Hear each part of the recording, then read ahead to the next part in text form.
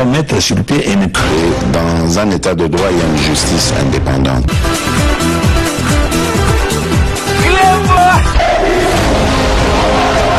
Ce n'est pas pour rien qu'il faut des conseils.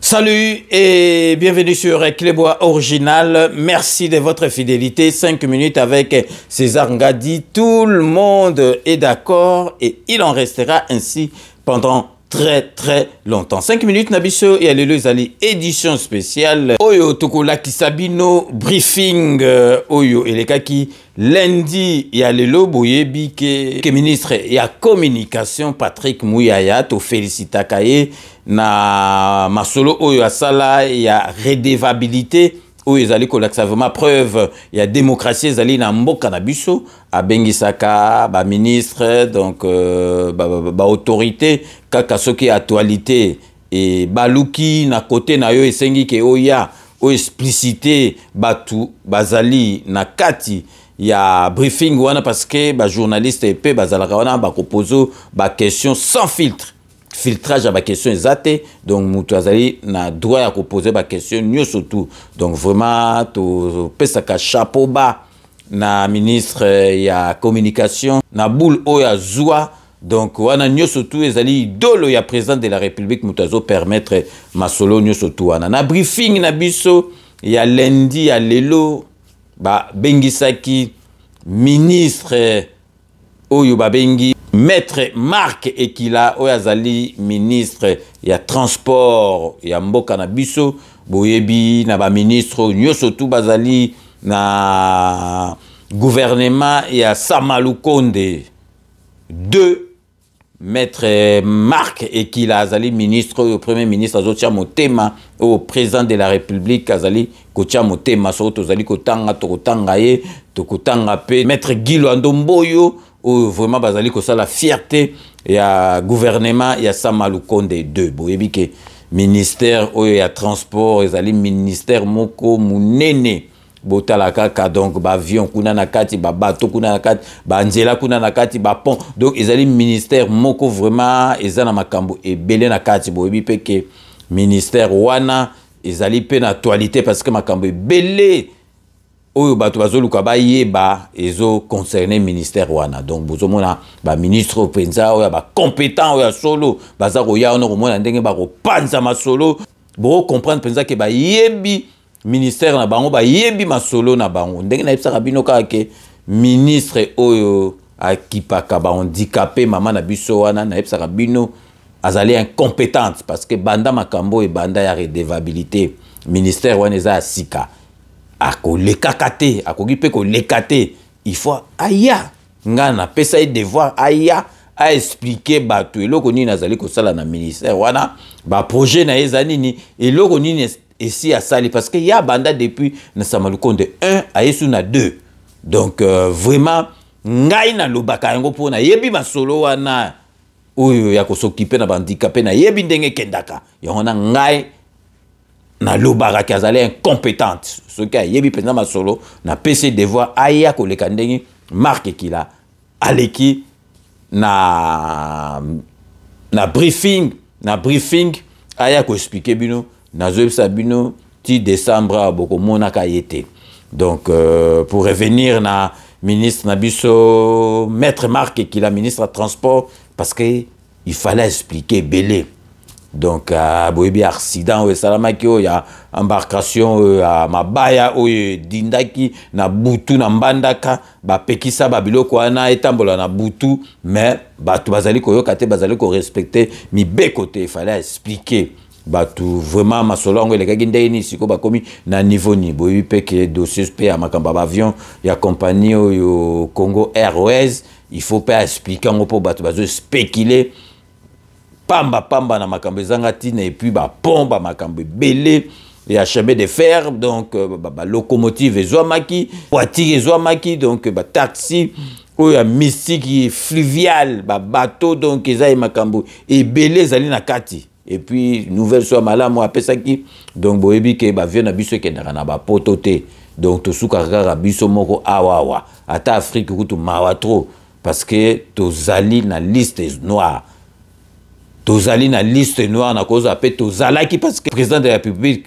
ndenga ye na ministère au marque qu'il a joué à sali molende nyo surtout donc to longwe na liste noire etikali kaka ba signer ba papier donc d'ici là ba avion na biso tango ezali ko ya parce que donc Airways a expliqué bokolanda ndenge masolo ba avion et puis Congo donc eza susu donc ba compagnie awa na France na ba mboka musu ba compagnie ko za nango 3 ou 4 ya l'état eza na problème te eza ka na ba avion donc kalaté ba avion na biso et ko kende vraiment siko ti na espace Schengen. Donc vraiment maître Marc qui là azali ministre de transport a répondu qui na ba question nyo surtout na clarté moko ko sakanate donc ba question nyo surtout akimaki ata mon côté a répondu qui pour comprendre vraiment que azali ministre a yebi ministère na e o azali ko sala musala makasi donc vraiment azali fierté et à gouvernement ou à Samaloukonde de deux azali fierté il y a président de la République donc na tikibino bolanda botala exposé na salaki et puis botala échange salaki na ba journaliste bozala ya kosepela parce que beaucoup découvrir makambo belé oyo bo yebité donc restez connectés sur la Clébois originale pour la suite de nos programmes. On parlera évidemment des embouteillages et toutes les questions qui sont liées au secteur de transport qui est un secteur éminemment stratégique pour le développement et le devenir de la République démocratique du Congo. Monsieur le ministre Marc Ekila, bonsoir. Bonsoir. C'est la première fois que nous vous recevons dans ces cadres de redevabilité briefing, mais je présume que vous avez l'habitude et la parole parce que vous êtes dans une autre vie avocat et donc l'exercice serait plutôt facile. Et je voulais dire en liminaire, qu'est-ce que vous pouvez nous dire sur les raisons de du dernier incident que nous avons déploré sur les fleuves Congo, les derniers bilans et quelles sont les mesures urgentes qui ont été prises avant, évidemment, de brosser quelques actions que vous avez faites dans votre secteur pour nous permettre de donner de la matière aux professionnels des médias et apporter des éléments d'éclairage aux millions de compatriotes qui nous suivent ce soir. Monsieur le ministre, vous avez la parole. Merci beaucoup. Je voulais saluer toute la crème de journalistes réunis dans cette salle. Je voudrais aussi, à la suite de Patrick Mouyaya, réitérer vraiment toutes nos excuses, indépendamment de notre très très bonne volonté, ce qui nous a déterminé d'ailleurs à être en face de vous pour vous honorer et respecter l'activité que vous menez avec brio qui nous intéresse nous tous. Revenons à l'incident qui vient de se réaliser il y a 48 heures dans la province de l'Équateur, dans la ville de Mbandaka et dans le quai de Bankita, mais c'est à la lisière entre Bankita et Adventiste, pour ceux qui connaissent la ville de Mbandaka. Il y a la baleinière en bois dénommée Mapamboli qui devrait quitter le quai pour aller vers Bolomba. Et malheureusement, dans cette manœuvre nocturne et interdite, l'embarcation a chaviré, causant la mort de plusieurs de nos compatriotes. Et je profite également de cette occasion pour réitérer les condoléances que j'avais hier présentées par d'autres canaux. Et donc, au moment où nous parlons, j'ai eu des derniers échanges avec le commissaire fluvial sur place. Jusqu'aux alentours de 14 heures, on était à 47 corps repêchés et plusieurs disparus. Et malheureusement, comme l'embarcation était en situation d'irrégularité, on n'a pas pu avoir le manifeste pour déterminer exactement le nombre de passagers qui étaient à bord. Mais cela est dû naturellement, comme vous le savez, vous l'imaginez déjà, c'est à la surcharge. La surcharge en est une cause et aussi, dans notre pays, la réglementation, notamment plusieurs arrêtés qui existent, interdisent aux embarcations en bois, n'est-ce pas, de quitter le quai, de naviguer la nuit, de quitter le quai la nuit. C'est voilà la cause qui est cela. Mais rapidement, nous avons travaillé sur la question. Nous avons contacté les autorités provinciales sur place pour leur demander de mettre en place une commission d'enquête qui s'est réunie déjà. Et la commission d'enquête, comme le gouverneur est en séjour dans la ville de Kinshasa, la commission d'enquête est conduite par le vice-gouverneur qui est sur place. Il y a le représentant de l'ANR, il y a le représentant de la DGM, il y a le commissaire fluvial. J'avais souhaité qu'il y ait le représentant de la police sur place et également le procureur public pour l'ouverture, pour amener les enquêtes, mais aussi J'ai travaillé avec ma collègue de la justice, la Mineta. À la justice, nous avons échangé, nous avons convenu qu'il soit ouvert sur place une information judiciaire qui doit conduire à un procès en flagrance. Je dois suivre ça pour établir la responsabilité, surtout l'armateur et le gérant et les conducteurs. Donc comme vous savez, en cette matière-là, il est un principe établi, même s'il est discutable, mais du moins c'est ce qui est établi jusqu'à présent. Donc il est dit que l'armateur est représenté par les commandants et les gérants. Mais bon, ce sont des questions discutables de toutes les façons. Mais du moins, nous avons voulu qu'il y ait des responsabilités qui soient engagées. Mais malheureusement, les propriétaires de l'embarcation en bois, de la baleinière en bois, un certain M. René, il n'est pas encore trouvé. Et les conducteurs seraient en fuite, mais les investigations se poursuivent. Voilà les mesures que nous avons prises dans l'immédiat. Mais nous avons également suspendu le commissaire qui était posté à cet endroit-là. C'est vrai qu'il est interdit de quitter le quai la nuit, mais nous avons pensé qu'il y a quand même une responsabilité qu'il fallait établir pour permettre que les enquêtes se déroulent dans de bonnes conditions. Mais tout à l'heure, Patrick, en rapport toujours avec ces questions, j'ai tenu une longue réunion aujourd'hui avec le président, je ne sais pas s'il est dans la salle, je lui avais convié d'être avec moi, je ne sais pas s'il est là. J'ai tenu une réunion avec le président de l'Union congolaise des armateurs des baleinières, qu'on appelle ICAB, et je lui ai dit que face à cette situation-là, nous ne pouvons plus accepter, parce que rien qu'au cours de cette année, Patrick, nous avons eu 88 cas d'accidents et des incidents causés par les embarcations en bois, donc c'est assez trop, donc ça représente près de 80% des accidents causés sur le fleuve. Donc nous avons dit qu'il est temps de prendre des mesures, et des mesures que nous avons prises en sus de ce que nous avons lancé déjà depuis le 12 septembre de ce mois, bien avant un peu la communication de son Excellence, Monsieur le Président de la République, chef de l'État, Félix-Antoine Tshisekedi Tshilombo. Bien avant cela, nous au niveau du ministère, nous avons déjà pris la mesure de la situation, parce que j'avais mis une équipe au niveau du secrétariat général et de mon cabinet. Donc nous avions déjà, à partir du 12 septembre de ce mois, bien avant, lancé l'identification de toutes les unités flottantes sur le fleuve Congo. C'est-à-dire qu'il faut identifier non seulement les unités, regarder, quand je dis carénage, c'est-à-dire la dernière date à laquelle le bateau ou l'unité flottante est passée au contrôle technique, et voir le profil du personnel. Et après, nous allions passer à une autre étape, c'est-à-dire que tout ce qui ne serait pas dans les conditions requises, nous devions prendre certaines mesures, d'autres on devait suspendre. Mais pour aujourd'hui, à la suite de cet accident-là, je disais que je travaille avec le président de l'association et nous avons convenu de renforcer les mesures. Et les mesures sont que nous renforçons, nous rappelons ce que nous avons pris déjà le 12, parce que le 12, nous avions insisté sur la nécessité de séparer donc, le transport de marchandises et le transport de personnes. Nous savons pour ceux qui ont fait le droit de transport, c'est-à-dire que si un passager prend la place sur un bateau destiné aux marchandises, on l'appelle le passager clandestin. Donc nous avons voulu rétablir l'ordre dans ce secteur-là, et nous avons également décidé, nous avons accordé un temps pour permettre à tous ces armateurs de se conformer, mais malheureusement, il y a un énième incident qui est arrivé, malheureusement.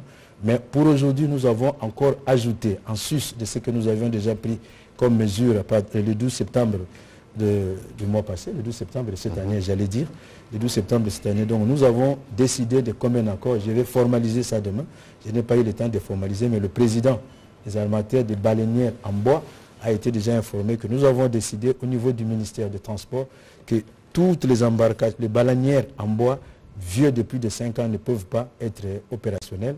Nous allons exiger que pour le personnel navigant, de requérir tous les profils, de détenir tous les documents nécessaires. On ne va pas anticiper, Monsieur le Ministre, sur les questions, mais la répétitivité des accidents, quels sont les mécanismes que vous avez pour vous assurer que vos mesures seront respectées? Mais voilà, nous sommes en train de relancer. Au niveau du secrétariat général, nous avons toute une direction générale de l'inspection des transports que nous sommes en train de redynamiser, qui était un peu en veilleuse, il faut le reconnaître, mais que nous sommes en train de redynamiser parce que nous avons pris la situation compte tenu de statistiques que nous avons été présentées. Et d'autres mesures, bien entendu, c'est le partenariat, parce que ce sont vous savez que notre constitution favorise l'activité privée.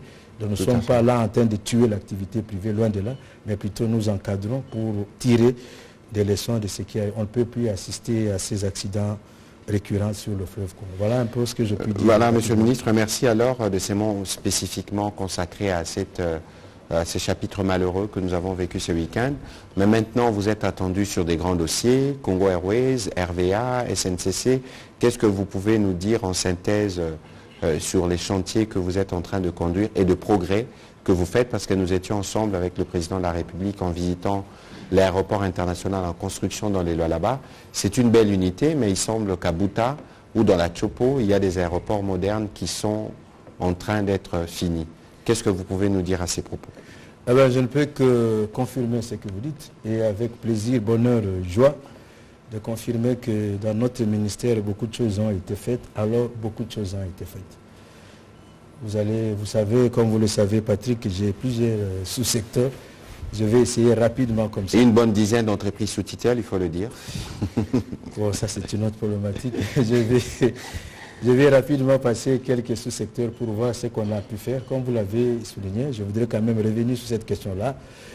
Le ministère des Transports, son importance stratégique pour le développement de notre pays n'est plus à démontrer, et il n'est pas à démontrer. Il suffit qu'on n'ait pas un seul avion pour comprendre déjà l'importance qui revêt le ministère des Transports. Revenons un peu secteur par secteur pour voir ce que nous avons fait ensemble dans le cadre du gouvernement Sama 1 et Sama 2, parce que moi je fais partie des deux gouvernements. Dans le Sama 1, j'étais vice-ministre du même ministère. Après j'ai fait l'intérim, et il a plu à son Excellence, Monsieur le Président de la République, de nous confirmer comme titulaire dans ces ministères.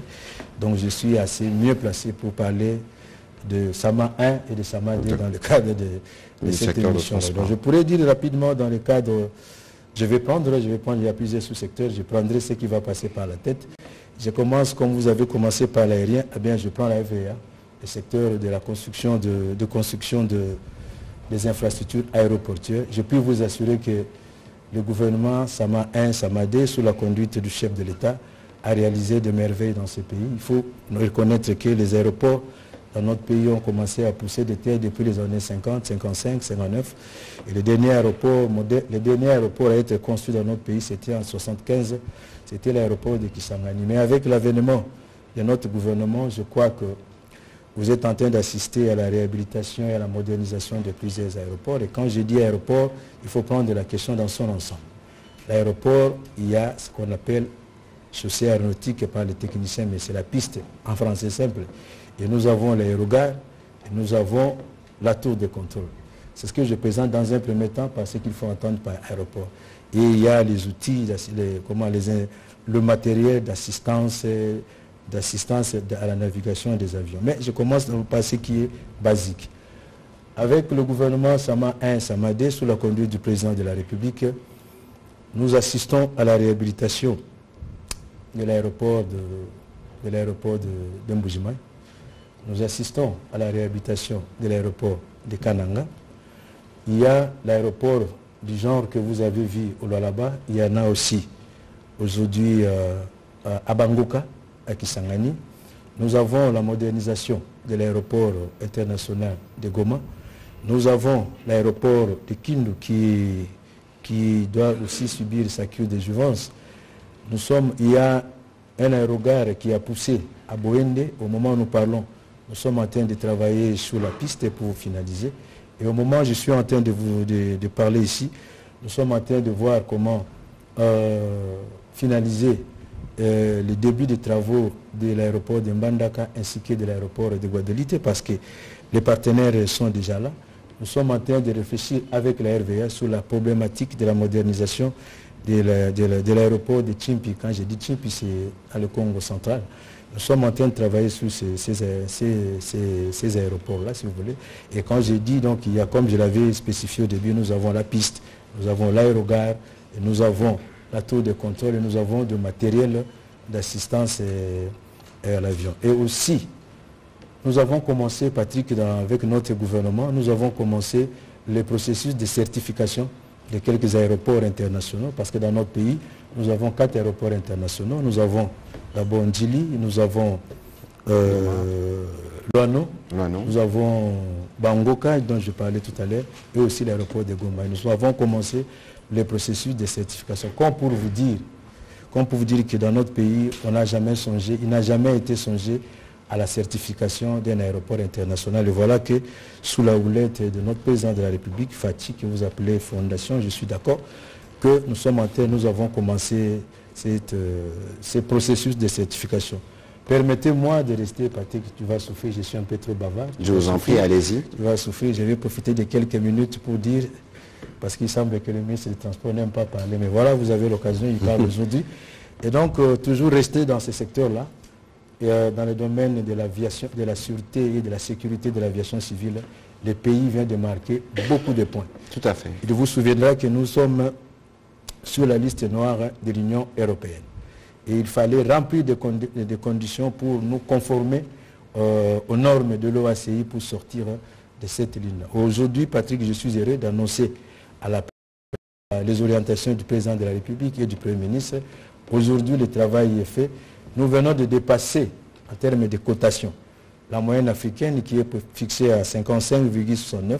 Aujourd'hui, la République démocratique du Congo, à l'issue de l'audit de l'OACI, qui s'est Organisation de l'aviation civile internationale. Voilà, l'audit qui a été conduit du 1er février au 10 février de cette année. Nous en sommes sortis avec la cotation confirmée, publiée sur le site de l'OACI. Vous pouvez vérifier. La République démocratique du Congo fait aujourd'hui 64,56%. Donc nous venons de dépasser la moyenne africaine. Mais quand sortirons-nous alors de la liste noire? Merci pour la question. Nous, donc, l'autorité de l'aviation civile est déjà en pourparlers avec les entités spécialisées de l'Union européenne. C'est-à-dire nous sommes en train de remplir déjà les formulaires pour permettre aux avions congolais de rentrer dans l'espace aérien Schengen. Voilà un peu ce que nous avons pu réaliser par-ci, par-là, mais en termes d'équipement de navigation, il y en a déjà à l'aéroport de Loano, c'est l'un des aéroports le mieux équipés aujourd'hui. Goma est en train de suivre. Et voilà donc ce que je puis dire rapidement dans le secteur... dans les sous-secteurs aériens. Dans les sous-secteurs aériens. Je ne sais pas si tu me permets de passer. Allez-y. Je suis en train de ramasser rapidement. Allez-y s'il vous plaît, parce que les journalistes, il y a une dizaine de questions. Je suis en train de ramasser cela rapidement. Je vais parler ferroviaire parce que tu as commencé par la SNCC. Eh bien, ce n'est plus à dire, le chef a déjà dit, le chef a certifié. Tout ce que je rappelle que la République démocratique du Congo a mis à la disposition de ces sociétés qui s'occupent de chemins de fer une sorte de redevance pour le renouvellement de l'ouvrage, des infrastructures de transport qu'on appelle la RLT, la redevance logistique terrestre. Malheureusement, dans les années ou dans le régime qui nous a précédés, l'usage n'a pas été à bon escient. Et voilà que quand nous sommes arrivés, le chef de l'État prônant la bonne gouvernance, donc ce qui fait que nous avons équilibré les dépenses. Aujourd'hui, je commence par la SNCC, vous étiez avec moi. Grâce à ces fonds-là, la SNCC a acquis 100 wagons porte-conteneurs neufs, achetés sur fonds propres du gouvernement de la République démocratique. Sur fonds propres du gouvernement, nous avons acheté 12 véhicules, 12 voitures. La dernière fois, c'était en 1980. La dernière fois que le pays ait pu se doter de ces wagons porte-conteneurs, c'était en 1988. Calculé 88 jusqu'aujourd'hui. 35 ans. 35 ans ou 45 ans, je ne sais pas moi. 35 ans. Après que nous venons d'avoir ça, nous venons d'acheter 12 voitures voyageurs neuves pour ceux qui font Paris-Bruxelles, excusez-moi. Le type vous voyez dans le Thalys là, c'est le même que vous avez ici, vous n'avez rien envié. Le président de la République a pris place à bord, il a confirmé ce que je lui disais. Et aujourd'hui, la SNCC, ce n'est pas que le chemin de fer, parce que d'aucuns le savent. La SNCC est aussi dans l'exploitation fluviale, lacustre et maritime. Et toujours grâce à la bonne gestion. Ah ça, je ne savais pas. Toujours grâce à la bonne gestion de fonds sur la redevance logistique terrestre, la SNCC vient d'accueillir 4 vedettes neuves qui vont desservir Goma et Bukavu. Et 4, c'est-à-dire 3 comprendront 80 places. Et il y aura un VIP, bien entendu, qui a 30 places. Et la dernière fois qu'on a eu des vedettes de ces gens-là, je pense que Patrick, si je te regarde, je peux dire que tu n'étais pas encore là. excusez-moi, mais voilà, nous sommes en train de renaître. Donc là, le président est en train de réaliser une des promesses qu'il a faites à la population de Calais au début de sa mandature. Vous vous souvenez, il y a eu un naufrage là-bas, le président s'y était rendu. Et voilà, dans notre secteur, nous sommes... Et comme j'aime toujours dire, le transport, c'est toujours une infrastructure, les infrastructures plurales, c'est-à-dire on ne peut pas parler bateau sans quai, on ne peut pas parler avion sans aéroport, on ne peut pas parler chemin de fer sans locomotive. Et voilà, comme on a acquis ces vedettes-là, eh bien nous avons mis à la disposition de la SCC les fonds nécessaires pour réhabiliter les quais de Goma et de Bukavu dont les travaux sont en cours. Je peux revenir relativement, je peux aussi prendre SCTP, oui, allez-y. Allez-y, si vous plaît. Onatra, de bonnes choses se réalisent avec l'Onatra aujourd'hui. Ex-Onatra. Non, c'est redevenu Onatra. C'est maintenant ex-SCTP, c'est redevenu Onatra. C'est redevenu Onatra. Donc avec l'Onatra, si vous allez à Matadi, on est en train de procéder à la réhabilitation, toujours sur fonds propres, du quai à conteneur à Matadi. On est en train de stabiliser, je ne sais pas pour ceux qui suivent, vous êtes des professionnels de la presse. Dernièrement, j'avais fait une inspection entre Kingantoko et Kimwenza. Nous avons trouvé beaucoup de points où il y avait... Le prochain briefing, Monsieur le Ministre, on les fera sur site, dans un aéroport quelque part dans le Congo ou sur un site en cours d'aménagement. Il n'y a pas de problème. Donc, au moment où je parle, tous ces ouvrages d'art-là qui menaçaient le chemin de fer sont en train d'être réhabilités. Et toujours parlant de l'ONATRA, il y a un vaste projet de réhabilitation qui a été fait sous l'impulsion de son Excellence, Monsieur le Président de la République. Nous sommes en train de travailler avec une firme canadienne qu'on appelle Arise pour la réhabilitation finalement du chemin de fer, réhabilitation, modernisation du chemin de fer Kinshasa-Matadi. Et nous sommes en train de discuter sur la question. Je vais revenir peut-être sur un autre briefing pour de plus amples détails. Mais restons toujours sur le chemin de fer. Je vais surprendre plus d'un d'entre vous ici. Dans notre pays, quand on dit chemin de fer, eh bien, on voit que l'ONATRA et la SNCC, mais eh bien, il y a une autre société qu'on appelle Société de chemin de fer où est le fleuve, qui a disparu et physiquement et juridiquement du scarcelle juridique de notre pays depuis plus de 40 ans. Et sur instruction du chef de l'État, je venais d'effectuer récemment, il y a moins de mois, j'ai effectué une descente. C'est le chemin de fer qui part de Mumbere jusqu'à Bumba, jusqu'au port de Bumba, qui traverse toute la partie nord, la République démocratique du Congo. Et nous venons de signer des accords avec des partenaires internationaux. Et donc, je crois que ma campagne va se dérouler plus de l'autre côté pour voir comment refaire. Donc voilà, nous sommes en train de ressusciter le chemin de fer. Et là, je profite pour dire, il est vrai, comme l'avait dit un explorateur anglais devenu célèbre, disait que sans le chemin de fer, le Congo ne vaudrait pas. Et cela, c'est une vérité. Et nous avons reçu beaucoup d'instructions de la part de la très haute hiérarchie pour pouvoir réfléchir sur le chemin de fer, réhabiliter le chemin de fer. Donc voilà. Alors, quel autre sous-secteur, parce qu'on va procéder maintenant. Mais j'en ai plusieurs là. Quel autre sous-secteur? Je peux parler de quoi là? Je prends par exemple le routier. Voilà. On va revenir comme actualité d'abord. Je présente d'abord. Je vais vous donner le temps d'en parler, ok? Il n'y a pas de sujet tabou, ne vous en faites pas. Pas de sujet tabou. Soyez-en garantis. Et donc, revenant dans le secteur routier, pour la première fois, notre pays a l'habitude de passer des contrats pour acheter des bus à l'extérieur depuis 1960. Et pour la première fois en 2019, notre pays a signé un contrat de livraison de bus à Transco, mais ces bus doivent être produits en République démocratique du Congo et à Kinshasa. Je voudrais vraiment rassurer, je lance déjà une invitation à toutes les mauvaises langues qui avaient dit que l'inauguration que nous avons eu à faire avec le chef de l'État, c'était de la blague. Alimité. Eh bien, je vous assure que les 14 premiers bus Transco montés en République démocratique du Congo sont déjà palpables.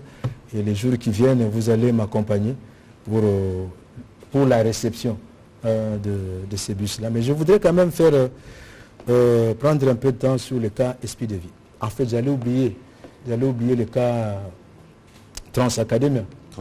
Une nouveauté, j'ai fait récemment une mission en Afrique du Sud, quand j'ai présenté le secteur routier de la République démocratique du Congo, quand j'ai parlé de Transacadémia, personne n'en croyait. Donc nous sommes l'unique pays africain qui a une société de transport dédiée aux étudiants.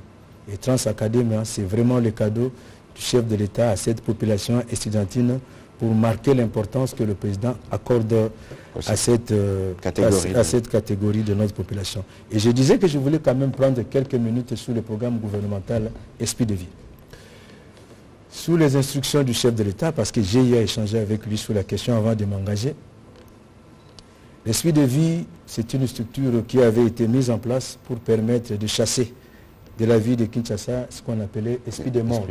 Et 207. Malheureusement, les mécanismes qui gouvernaient, qui présidaient à la gouvernance de cette structure n'étaient pas heureuses. Au point qu'aujourd'hui, les débiteurs doivent à cette structure plus de 22 millions de dollars. Plus de 22 millions de dollars parce qu'il n'y avait pas de mécanisme d'encadrement. C'est-à-dire, c'était comme ce que les Kinois disent, moi, cop mobo. Alors, quand nous sommes arrivés avec le coaching du chef de l'État, nous avons pensé qu'il fallait recadrer les choses. Donc, chaque fois que vous présentiez, un acquéreur s'est présenté chez Esprit de Vie, il n'y avait aucune sécurité. On vous dit un bus coûte 55 000 dollars, vous donnez vos 5 000 dollars, vous partez, l'affaire est réglée. Terminé, aucune garantie, aucun mécanisme de suivi, aucun mécanisme de sûreté. Et nous avons pensé qu'il fallait mettre fin à cet état de choses. Il fallait mettre fin à cet état de choses. Voilà pourquoi nous avons refondé, reformulé le fonctionnement de ces services publics qui est attaché à mon cabinet. Aujourd'hui, nous avons mis les prochaines distributions quand elles verront. Ça dit, si vous êtes acquéreur, eh bien, vous allez vous voir obligé de donner des garanties. Parce qu'en cas de non-paiement, nous serons en mesure de vendre ce que vous donnez comme garantie pour permettre à l'État de récupérer. Voilà un peu ça, ce sont des réformes que nous avons mis comme ça. Dans le secteur fluvial, si on peut revenir, sous ces régimes-là, je ne sais pas si le DG de la RVF est avec moi ici. Donc, le gouvernement a acquis deux baliseurs, parce que c'est vrai que le fleuve, c'est un boulevard naturel, comme on dit. Mais il faut aussi baliser, assurer le balisage. Et pour assurer le balisage, il faut avoir des bons baliseurs. Et le gouvernement ici a acquis des baliseurs, ce qui permet aujourd'hui à la RVF d'exécuter avec fierté et à toute aisance ce qu'il fait. Mais on ne s'est pas arrêté là. Nous travaillons avec nos partenaires, je ne vais pas nous mettre à les citer ici. Ils vont renforcer la RVF en termes de canons rapides pour atteindre certains coins un peu plus compliqués et renforcés. Je voulais prendre encore quel autre secteur je voulais prendre sous le secteur dans les constructions. J'allais oublier un point important. Allez-y. La construction du port en eau profonde. De Banana. De Banana. C'est un projet vieux depuis avant l'indépendance. Un projet vieux depuis avant l'indépendance sur lequel on n'a jamais osé y aller. Mais avec la détermination du chef de l'État, ceux qui m'avaient accompagné le 24 mai à Banana, ils savent qu'aujourd'hui, si vous arrivez sur place, tous les travaux, contrairement aux mauvaises langues, tous les travaux préliminaires sont déjà réalisés. C'est-à-dire qu'il y a une digue de plus de 179 mètres qui est déjà réalisée. Les expropriations aussi. 1789 mètres. C'est déjà réalisé de bout en bout. Les expropriations sont gérées par mon collègue des affaires foncières. Ils sont très avancés. Au moment où nous parlons, les équipes sont prêtes à démarrer la construction du quai, du premier quai, parce que nous aurons 4 quais. Nous aurons 4 quais là-bas. Donc on est prêt à démarrer la construction du premier quai. Et comme vous parlez des expropriations, il y a la délocalisation du camp militaire et la délocalisation de l'école. Toutes les dispositions sont prises au niveau du bureau de coordination pour que cela devienne une chose. Et il y a un constructeur indépendant dont les critères sont encore en discussion au niveau de la commission, mais les fonds sont disponibles. Et voilà. Donc rapidement, pris comme ça. Voilà, Monsieur le Ministre, je crois qu'il y aura un match retour parce qu'il y a tellement à dire dans les secteurs de transport. J'espère que nous aurons l'occasion, comme vous êtes dans les secteurs de transport, d'utiliser des moyens de transport pour amener les journalistes en dehors de Kinshasa et voir des visu comment le projet se déroule pour faire un briefing. C'est une centaine de personnes. J'espère que vous serez en mesure de nous prendre. On va commencer la série des questions avec M. Israël Moutala.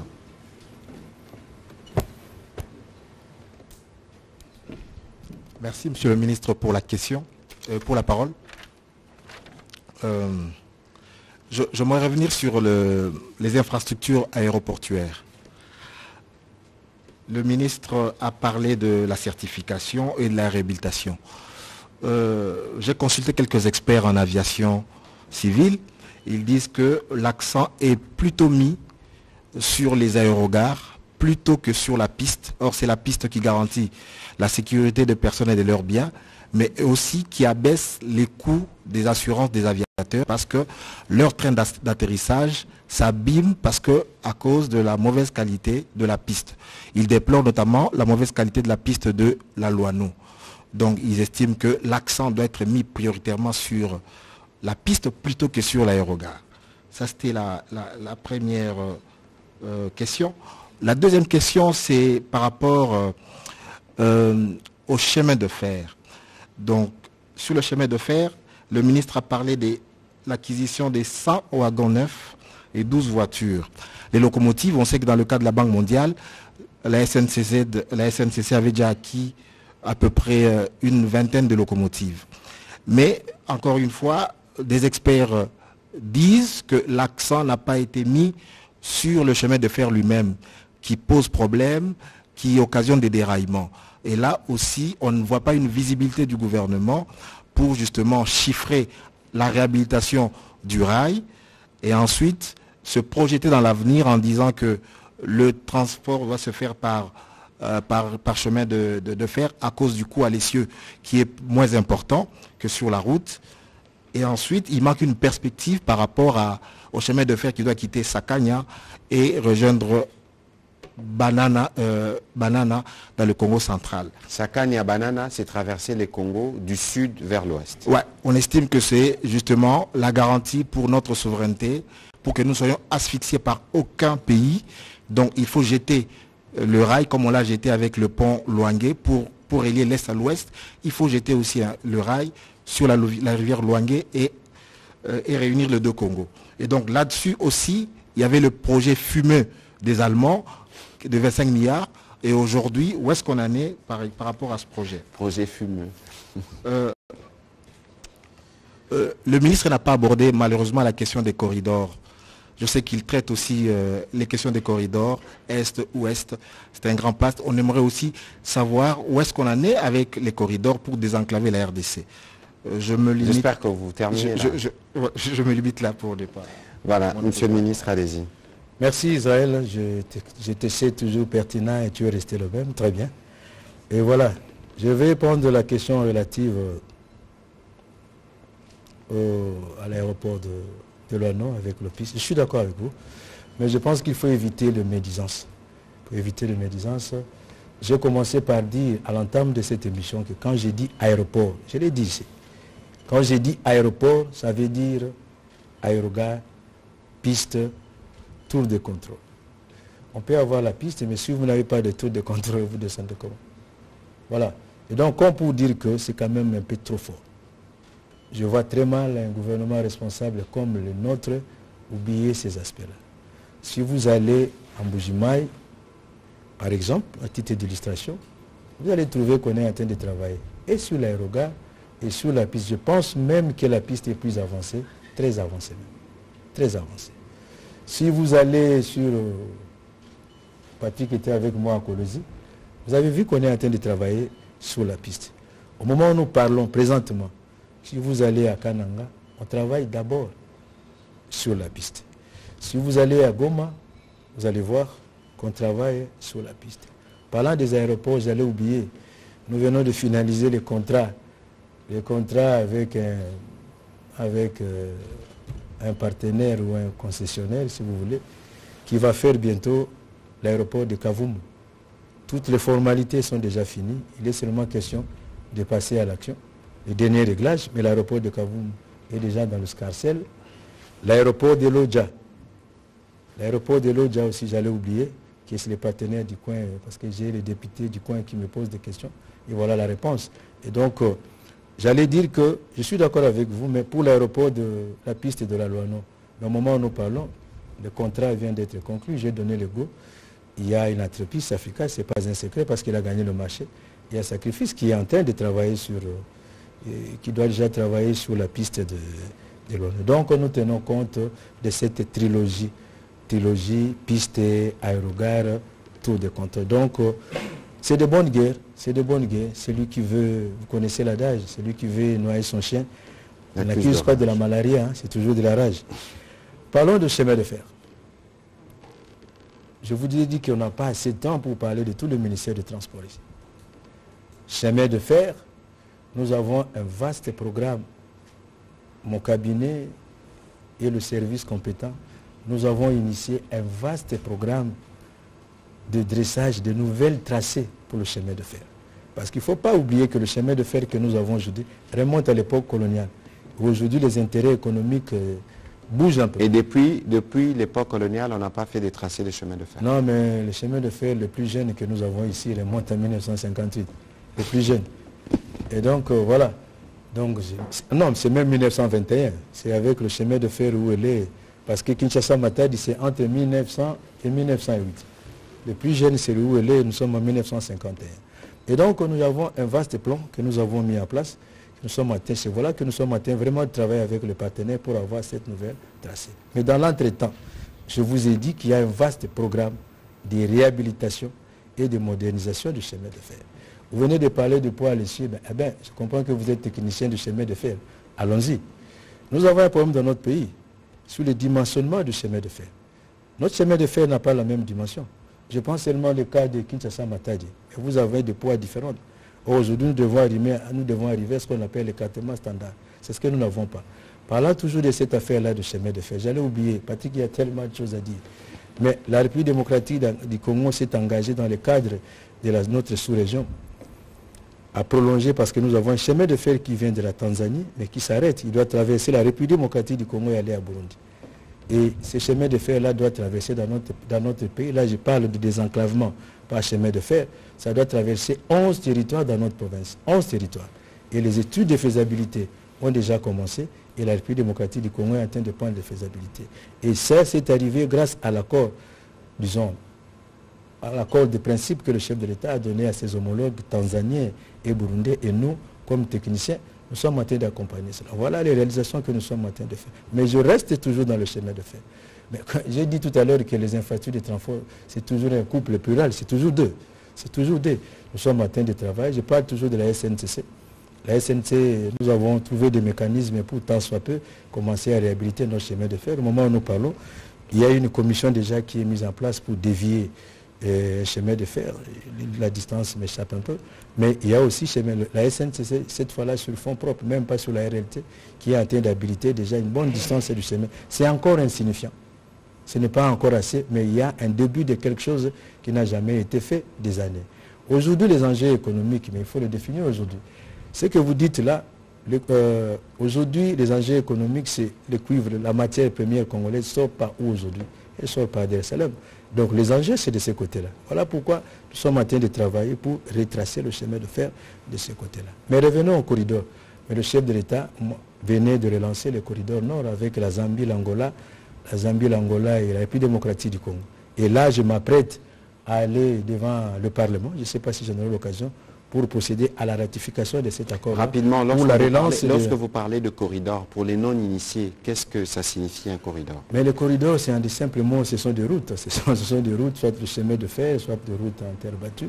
Et là, je parle de corridor, le dernier corridor. Vous connaissez l'importance du corridor nord, avec le port de Lobito. Et nous, au niveau de la SNCC, nous avons plusieurs partenaires. Excusez-moi, je ne vais pas mettre à citer tous les partenaires ici, parce que sinon, ils risquent de croire que c'est déjà acquis, parce que nous sommes dans le pourparler. Eh bien, nous avons un tronçon, le tronçon Teke, nous avons Teke, Dilolo et nous sommes en train de travailler sur ça. C'est aujourd'hui la partie la plus importante pour permettre à l'économie congolaise l'évacuation. Donc Teke, Dilolo, c'est en province de là-bas. Oui, nous sommes en train de travailler sur ça et nous sommes vraiment en train de... Et je vous ai dit ici que nous sommes en train de voir comment ressusciter le chemin de fer que tout le monde a oublié. Même vous-même, vous ne savez pas que dans ce pays, il y a une sorte de chemin de fer qui s'appelle Où est le fleuve, vous ne le savez pas. Je le savais, je suis fils de chez Bino. Ah, voilà. On va prendre la chance. Et donc, voilà, nous sommes en train de travailler. Et puis, donc, vous avez parlé de quoi? Corridor Sakana. Mais moi, je peux vous surprendre. Parce qu'avec mon cabinet et le service, le chef de l'État venait de lancer la zone économique spéciale. Hein, la zone économique spéciale pilote de Maluku. Et au niveau de mon ministère et des services techniques, nous sommes en train de réfléchir. Déjà, nous avons des partenaires sur la question pour voir comment mettre en place le chemin de fer Maluku-Banana. Voilà, donc il y a toute une politique, parce que nous sommes là dans le cadre des enclavements. Je vous rassure que c'est pour la première fois que dans ces pays, que le ministère des Transports, voies de communication, puisse se voir adjuger les attributions relatives au désenclavement. Et nous avons produit un plan de désenclavement de la République démocratique. On aura l'occasion d'y revenir. Non, je profite de sa question pour dire, parce que ça vient là, je peux dire que dans le cadre des activités du chef de l'État, c'est la première fois que dans ces pays, on a des bus sans passe. C'est la première fois que dans ces pays, nous avons des bus sans. J'en profite quand même comme ça m'est revenu.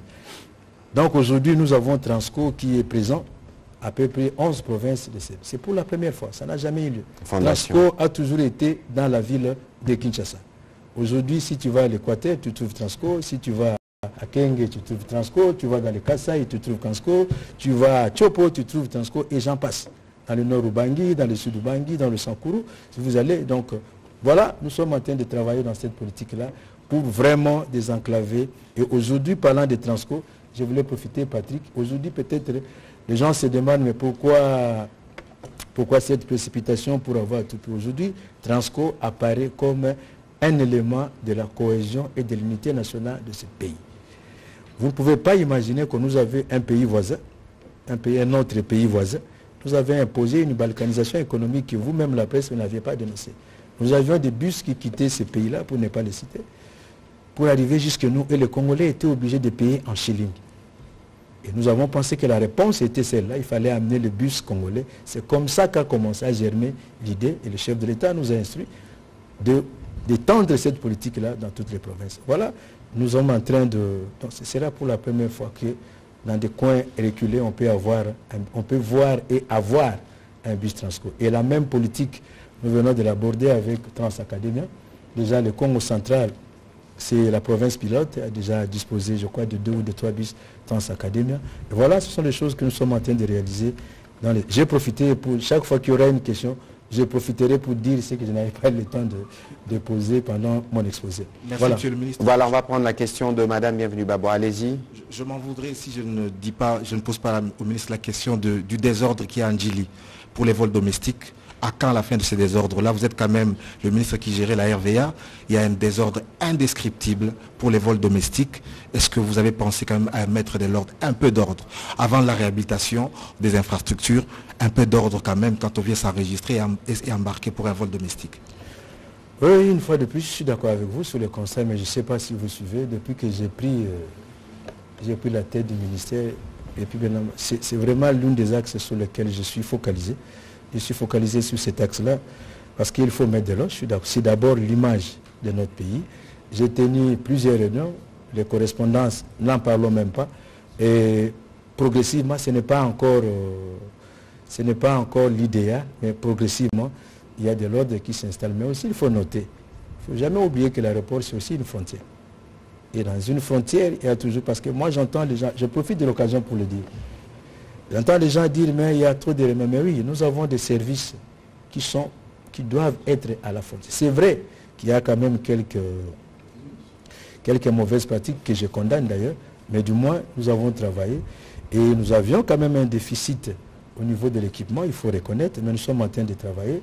Récemment, la RVA a acquis ces derniers carousels qui n'étaient plus...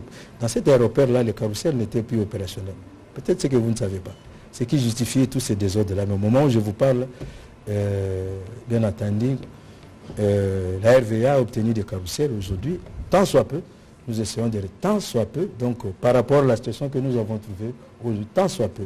Et je profite aussi pour dire, je vis dans les réseaux sociaux parce que bon, le moyen le plus facile pour communiquer aujourd'hui, c'est les réseaux sociaux. Bon, nous n'en pouvons rien. Mais j'ai vu, on a dit, voilà, c'était l'avion SN. L'avion SN n'a pas décollé, mais l'aviation, ce n'est pas que décoller. Dans l'aviation, il y a des aspects que vous ne voyez pas. Vous ne voyez que l'avion. Mais il y a les aspects de sécurité, de sûreté qui sont assurés par les satellites, les appareils les plus sophistiqués possibles que vous ne voyez pas. Et même quand vous parlez aéroport, voilà pourquoi je parlais de matériel d'assistance. Donc ça veut dire que lorsqu'un appareil n'est pas en condition de voler, il ne faut pas voler parce qu'il faut voler. Qu'est-ce qui est mieux? Éviter un crash avec moins d'hommes et décaler le vol pour que les gens restent en vie. C'est aussi une équation. Moi, j'ai reçu les opérateurs il y a moins de, mon conseiller, je crois qu'il y a moins de 2 semaines, je les ai reçus. J'ai même imposé, ça vous n'avez pas communiqué sur ça, j'ai même imposé que dans nos avions, je vois très mal les Congolaises qui viennent de Dubaï, elles arrivent à Addis Abeba pour arriver à Kinshasa, on s'adresse à elles en anglais. J'ai imposé, pas imposé, j'ai négocié et obtenu, pour parler correctement, que dans ces avions-là, soit mis lingala comme langue de communication. Lingala? Oui. J'ai obtenu ça. Négocié et obtenu. Des Ethiopian Airways. Oh, ouais. Ethiopian Airways. Pas seulement Ethiopian. SNR, France, ils sont en train d'y travailler. J'ai négocié et obtenu. Qui ont déjà pris Turkish ici? Je n'ai rien contre Turkish. Vous savez ce qu'on sert là. Je n'ai rien contre. Mais moi-même, ça m'arrive de prendre des business pour ne pas manger. J'ai dit, mais quand on fait comme Istanbul ou Kinshasa, c'est l'exemple que je donne. La patrie Qatar, voilà. Voilà. Merci. Donc, ce sont les choses sur lesquelles vous ne communiquez pas. Sur ces détails. On va prendre la question de Madame Bienvenue Babois. Ne faites pas comme Monsieur Bienvenue Babois, ça va? Merci, allez-y. Voilà, je vais revenir sur les embouteillages à Kinshasa. Oui. Malgré les bonnes mesures du gouvernement prises pour mettre fin aux embouteillages, aucune réponse. C'est vrai qu'il y a des embouteillages partout, mais à Kinshasa, ça en fait trop. Quand nous sommes coincés dans les bouchons, on se demande, est-ce le nombre de voitures? Est-ce le manque de routes principales et secondaires? Autant de questions qui reviennent chaque jour quand nous sommes butés à des bouchons. Deuxième question, c'est le problème des conducteurs de taxi-moto et des tricycles. Cette catégorie de conducteurs sont un peu comme des hors-la-loi. Ils se font la loi sur la route. Alors, est-ce possible, puisqu'ils sont aussi la cause de plusieurs cas d'accidents et de décès sur les routes de Kinshasa, comme vous l'avez déploré sur le transport fluvial, aussi sur les routes, les conducteurs de taxi-moto, les wewa et les tricycles, vraiment, ce secteur-là, ça ne va pas. Est-ce qu'il y a moyen de remettre de l'ordre dans des secteurs? Peut-être les identifier et les donner des séances de formation, puisqu'apparemment, ils ont leur ils ont un code de la route propre à eux. Je vais terminer par là. Merci, Monsieur le Ministre. Allez-y, rapidement. Je commence par les embouteillages. Oui. Heureusement que vous l'avez dit, les embouteillages, il y en a partout dans le monde. Moi, il m'est déjà arrivé de passer 7 heures sans bouger sur une autoroute d'un pays en Europe. 7 heures. 7 heures sans bouger. Vous pouvez vérifier cela. Mais qu'à cela ne tienne. Revenons chez nous. D'abord, c'est une question qui est transversale. La route, il n'y a pas que le ministère des Transports. La route, il y a le ministère des Transports pour assurer la mobilité, mais il y a le ministère de l'Intérieur pour assurer la régulation, mais il y a aussi l'homme lui-même, les chauffeurs. OK? Alors, nous, à notre niveau, nous avons pris des mesures. Nous avons pris des mesures, et des mesures qui sont en examen au niveau des experts. Je prends quand même le risque de les annoncer. Je prends quand même le risque de les annoncer. Nous avons pensé que la ville de Kinshasa, c'est une ville que tout le monde connaît. C'est une ville dortoir. Le matin, tout le monde se réveille, quitte la périphérie pour le centre. Et le soir, tout le monde fait le mouvement inverse. Au point que j'ai un ami qui qualifie Gombe de bourg pourri. Si vous passez à Gombe à 21h, vous ne verrez personne. Mais si vous passez à 17h, il y a beaucoup de monde. Alors, partant de cette réflexion-là, il y a une commission qui avait été mise en place. Les conclusions ne sont pas encore arrivées. Mais c'est pour vous dire que nous sommes en train d'y travailler. Nonobstant les intervenants du secteur du transport que j'ai cités traditionnellement, l'ITP, le ministère de l'Intérieur, nous avons pensé y mettre le parquet. Je vais vous dire pourquoi le parquet. Oui, je vais vous dire pourquoi. Avant d'en arriver, nous avons pensé qu'on peut, dans une phase expérimentale, dans une phase, je dis bien, expérimentale. Je prends le risque de le dire, le travail n'est pas encore fini au niveau des experts, mais je prends le risque de le dire. Nous avons pensé par exemple pour le flanc ouest, c'est là que l'expérience devrait commencer, en principe, c'est-à-dire de 5 heures, non, de 6 heures ou 5h30 jusqu'aux alentours de 10h30. Faire le sens unique, si vous connaissez la partie ouest. Si vous allez pour bien comprendre, prenons directement Kitambo, parce que je ne vais pas prendre Kintsuka, Delvaux, Prenons, tout le monde vient là, fait jonction au niveau Kitambo. Si vous regardez de part et d'autre, nous avons 3 bandes à gauche, 3 bandes à droite. Comme le mouvement le matin, c'est vers le centre-ville, nous avons pensé que de 5h30 à 10h30, on peut faire 5 bandes qui descendent vers la ville. Vous allez me poser la question, mais comment vous allez y arriver? Nous avons un service qu'on appelle Commission nationale de prévention routière. C'est lui qui est chargé de placer les panneaux de signalisation, qui a déjà commandé ces panneaux mobiles, portatifs, qui va nous donner les indications pendant les heures. Et parlant de CNPR, parce que nous sommes à l'heure un peu du bilan, ce que le gouvernement a fait, mais je parle de la CNPR, parce que vous avez circulé dans la ville ces derniers temps, vous avez regardé le route, il y a le marquage au sol, n'est-ce pas? Tu ne regardes pas la route, il faut bien regarder la route. On est en train de faire devant la présidence, devant... Regardez tout ça. Même au moment où nous parlons ici, on est en train de faire le marquage. Et ce service-là, il a placé 1000 panneaux à travers la ville. Parce que le travail aussi, c'est que les routes doivent parler. Que la route parle, ça veut dire mettre le panneau de signalisation. Le panneau de signalisation, ce n'est pas seulement le feu de signalisation. Il y a aussi les panneaux, il y a aussi le marquage. Quand vous êtes déjà sur la route, quand vous voyez une ligne droite, c'est une ligne continue qui veut dire que là où tu es, tu ne peux pas sortir. Quand vous voyez les lignes coupées qu'on appelle les lignes discontinues, ça veut dire que tu peux faire le mouvement. C'est ça la route qui parle. Je ferme la parenthèse pour dire que avec ces services-là, nous avons déjà commandé les panneaux portatifs pour pouvoir indiquer les mouvements des heures. Voilà. Et dans le sens vice-versa. Mais excusez-moi Patrick, nous avons pensé qu'il fallait mettre dans d'autres cieux, Mais si ce que nous appelons ici le roulage vous interpelle, j'ai un ami au Canada qui me dit toujours « Vinawe baby ». Donc nous avons pensé aujourd'hui, avec ce que nous dénonçons nous tous là, je ne suis pas en train de parler en mail de nos collègues qui régulent la route, mais nous avons pensé qu'il faut leur laisser seulement la régulation. La constatation des infractions doivent être faites par les inspecteurs ou les OPJ. Vous allez impliquer les parquets. Voilà pourquoi. Donc c'est une réflexion. Ça veut dire qu'on va poursuivre en attendant, ceux qui ne vont pas respecter les codes de la route. C'est même une infraction, ce sont des infractions. Le code de la route fait partie intégrante du code pénal. Et la difficulté que nous avons chez nous, c'est de croire que les amendes qui sont mises là, ce sont les amendes qui doivent aller dans les poches de quelqu'un. Ces amendes-là doivent être prononcées par le tribunal. Parce que l'amende, c'est une peine pénale, permettez-moi la tautologie. Donc, il faut remettre un peu de l'ordre. Mais c'est une réflexion qui est encore au niveau des experts et nous sommes en train de voir ce que... Je me suis permis quand même de le dire parce que nous revenons en attendant attendant l'extension de la route, en attendant la construction. Et même les routes secondaires, il y en a. Je ne peux pas parler à la place. Revenons sur le tricycle, n'est-ce pas? Malheureusement, la Constitution, malheureusement, pas malheureusement, heureusement, nous sommes, le chef de l'État prône un État de droit. Je ne vais pas fuir des responsabilités, mais nous travaillons en collaboration avec la ville de Kinshasa pour tant soit peu juguler cette question-là, tout simplement parce que c'est une matière qui relève de la ville. Donc nous ne pouvons pas la régler nous-mêmes. Je vois lui qui a travaillé dans la ville. Donc il a une question. Nous ne pouvons pas la réguler nous-mêmes. Nous sommes en train de travailler. Mais il y a quand même, nous sommes en contact très poussé, même dans la commission à laquelle je viens de faire allusion ici sur les embouteillages. En tout cas, ces compatriotes-là nous ont beaucoup aidés. Ils nous ont donné beaucoup d'éléments pour pouvoir régler cette question-là. Je pense que Patrick, comme tu as décidé de me faire parler, on pourra revenir sur des questions spécifiques. Évidemment, non, mais surtout avoir des journalistes sur le terrain pour voir des visus, ce que vous dites. On va prendre rapidement la question d'Éric Izami et puis ce sera Faustin Koudessala. Une question, s'il vous plaît. S'il vous plaît. C'est antenne A, ça? Oui.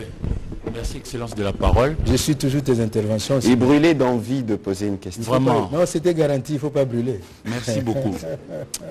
Nous sommes la seule république en Afrique à avoir une entreprise qui dédie toute une autre entreprise de bus pour les étudiants. Bravo, c'est vraiment à féliciter. Mais le Palais du Peuple est le siège du Parlement national. Doit-on comprendre, c'est aussi le siège de cette entreprise. Nous parlons de la route. Où en est-on aujourd'hui avec cette affaire de permis de conduire? Chez nous, ces permis-là est gardé en veilleuse. Et puis, bon, fils d'un ancien agent de l'ONATRA qui s'en est allé dans l'au-delà, je voudrais quand même honorer mon père, une réflexion. Pour aller au niveau de l'aéroport, oui, pour aller à l'aéroport international de Njili, tous nous devons passer par le boulevard Patrice Emery Lumumba, qui à son inauguration était le plus long d'Afrique. Mais on est resté à la queue aujourd'hui. Est-ce qu'il n'y a-t-il pas lieu de penser nous faire des embarcations qui quitteraient par exemple le beach Ngobila pour l'Ansele? Je le dis parce qu'il y a eu mort d'homme en Bandaka. Est-ce qu'il n'y a pas eu mort d'homme parce que l'État est absent par rapport aux embarcations assurantes ou assurantes? Les privés viennent, mais ce n'est pas toujours sûr. Certaines personnes qui peuvent s'aventurer dans ça peuvent être aussi de mauvaise foi. Le sérieux chez nous, vous savez ce que c'est. Monsieur le ministre, allez-y si vous voulez. Voilà. Non, mais je voulais le finir à la fin, parce que je ne vais pas vous choquer, mais je vais vous rencontrer. Je n'aime pas choquer. Au contraire, moi je ne peux pas faire l'apologie de la mort. D'entrée, le secteur est régi par des lois. Il y a des actes réglementaires, quand je dis actes réglementaires, c'est-à-dire des arrêtés qui régissent le secteur. Et dans ces secteurs-là, vous l'avez suivi, ce n'est pas moi qui l'ai dit, vous êtes journaliste et vous avez suivi les intervenants déjà depuis Mbandaka. Il est connu et il est dit. Il ne faut pas dire que l'État est absent. C'est notre pays, il faut quand même parler du pays en bien quand il le faut. L'État n'est pas absent. L'État est présent parce qu'il y a une réglementation.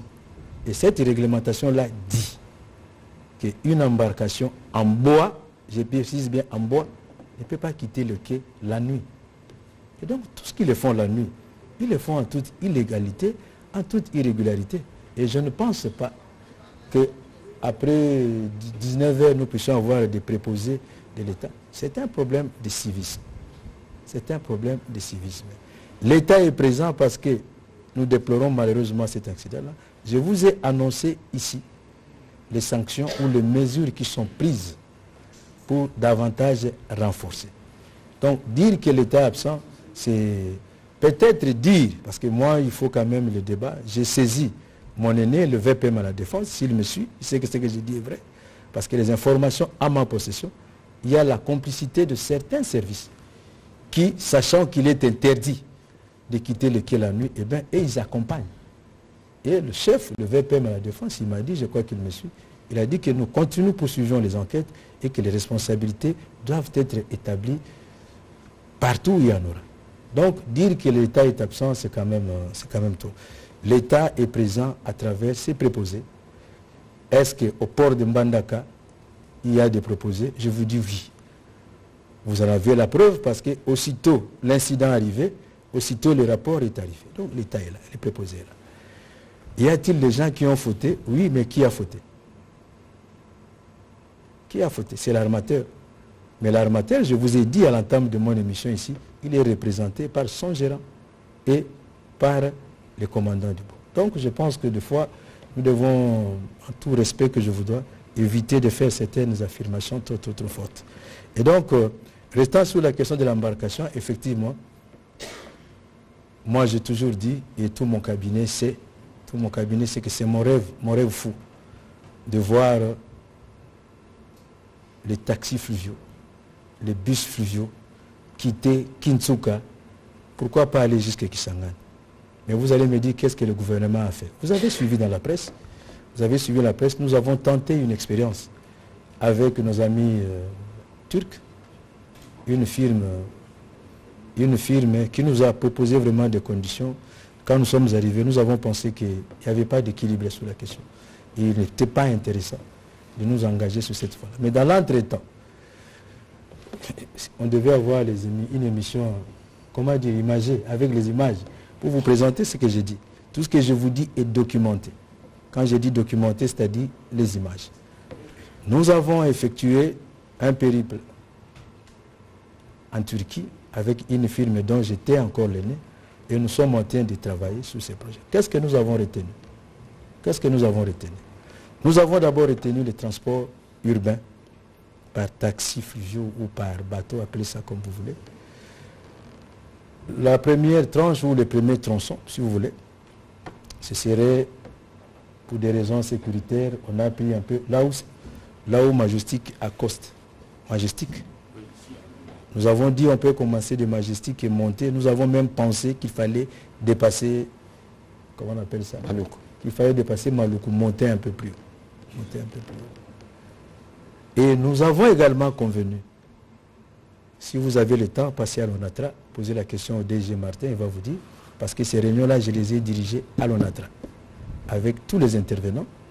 Nous avons également convenu, nous avons également pensé qu'il faut, pour lutter d'ailleurs contre ces accidents, contre ces naufrages, les embarcations en bois ici, les embarcations en bois, qu'il faut mettre en place les bateaux qui sont en mesure de faire le trafic, de séparer nettement le transport de marchandises et le transport de personnes. Et nous avons dit, mais nous risquons d'avoir des couacs sur le fleuve ici. Il faut tenir compte des balisages. Nous balisons le fleuve, mais il y a certaines réalités qui peuvent nous rattraper. Nous sommes arrivés à une solution de compromis. C'est-à-dire, avec ces partenaires-là, je ne vais pas encore citer leur nom, vous pouvez poser la question à l'ONATRA sur ce que je vous dis. Nous avons convenu que nous ayons un bateau mixte qui peut avoir au niveau des cales, mettre nos marchandises, et au niveau des étages, avoir le passage. Alors, ces travaux-là, nous sommes en train de... Permis de conduire, le permis de conduire, la République démocratique du Congo a passé un marché. La République démocratique du Congo est prête à produire le permis de conduire, mais n'oubliez pas, le gouvernement ici a décidé de doter le pays de ce qu'on appelle les numéros d'identifiant uniques. Les numéros d'identifiant uniques, c'est, vous le savez, vous êtes journaliste, c'est le numéro qui nous permet d'identifier qui est Jessie, qui est Eric, qui est Serge Nteka, qui est XY, qui est quoi. Au moment où nous parlons, nous avons fait des séances de travail avec le NIP. Vous pouvez poser la question à l'ONIP, ils vont confirmer ce que je vous dis. Nous sommes en train de trouver le mécanisme, de chercher à trouver le mécanisme d'interconnexion. Comment relier les numéros d'identifiant unique au numéro de permis de conduire. Sur le travail qui s'est fait à cet instant, vous pouvez poser la... Moi, je vous donne les acteurs. Je vous donne les acteurs, donc je peux même vous produire le PV. Monsieur le ministre, on retient que pour avoir les permis de conduire, il y a un travail d'harmonisation entre l'Office national de l'identification et les ministères de transport pour être sûr que l'identifiant unique serve aussi dans la délivrance des permis. Voilà. C'est normal parce que nous sommes passés par un processus de numérisation, de digitalisation et qui veut que chaque Congolais ait un numéro qui permettra de retrouver toutes ses traces, y compris permis de conduire. C'est vrai que ça fait mal, mais... On va prendre la question de M. Faustin Kodiefa. J'ai répondu à toutes tes questions. Pour l'essentiel, oui. Pour l'essentiel, parce qu'après lui, on prendra 2-3 questions en série, notamment en Lingala, pour Narossi Lissa. Zoulou Azalia. Azate. Lingala, c'est pas Zoulou. Je vois Patrice Boeto là-bas. Il est là. Je vois Boeto, Patrice. Allez-y, M. Faustin, s'il vous plaît. Merci, Excellence, pour la parole. Juste deux petites questions au ministre, et si vous permettez, M. le porte-parole, juste une toute petite question à vous. Au ministre des Transports, je voulais dire, votre ministère est tout à fait stratégique et que ça pourrait aider aussi dans le déploiement de la logistique électorale. Nous sommes à 2 mois d'élection. Est-ce qu'il y a quelque chose qui est fait dans ce sens-là? Et puis, toujours au niveau de votre ministère, dernièrement, on a assisté à un certain nombre de vidéos où on a vu un contrat qui a été signé entre le gouvernement et Milvest pour le déploiement d'un nouveau mode de transport qu'on appelle transport téléphérique. Et il y a même les ministres des Transports, les ministres des Finances et les ministres de l'aménagement du territoire qui sont descendus sur le terrain pour inspecter des sites où ça pouvait être, où ces projets pouvaient être déployés. Qu'en est-il au juste? Je pensais que tu allais parler de l'aéroport. Non, l'aéroport, on sait qu'il y a une commission qui va travailler, donc certainement. Je pensais que tu allais parler de l'aéroport. Non,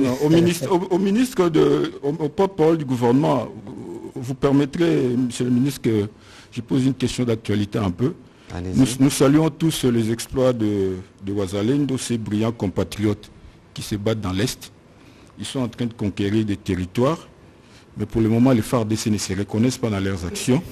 Mais au moins, sur l'ensemble du pays, tout le monde salue ce que font ces compatriotes qui sont en train de conquérir des territoires à l'Est. Est-ce que vous ne craignez pas que demain, ces mêmes personnes que nous saluons puisse réclamer une juste rétribution à l'État congolais de leur bravoure, comme par exemple une réintégration dans l'armée.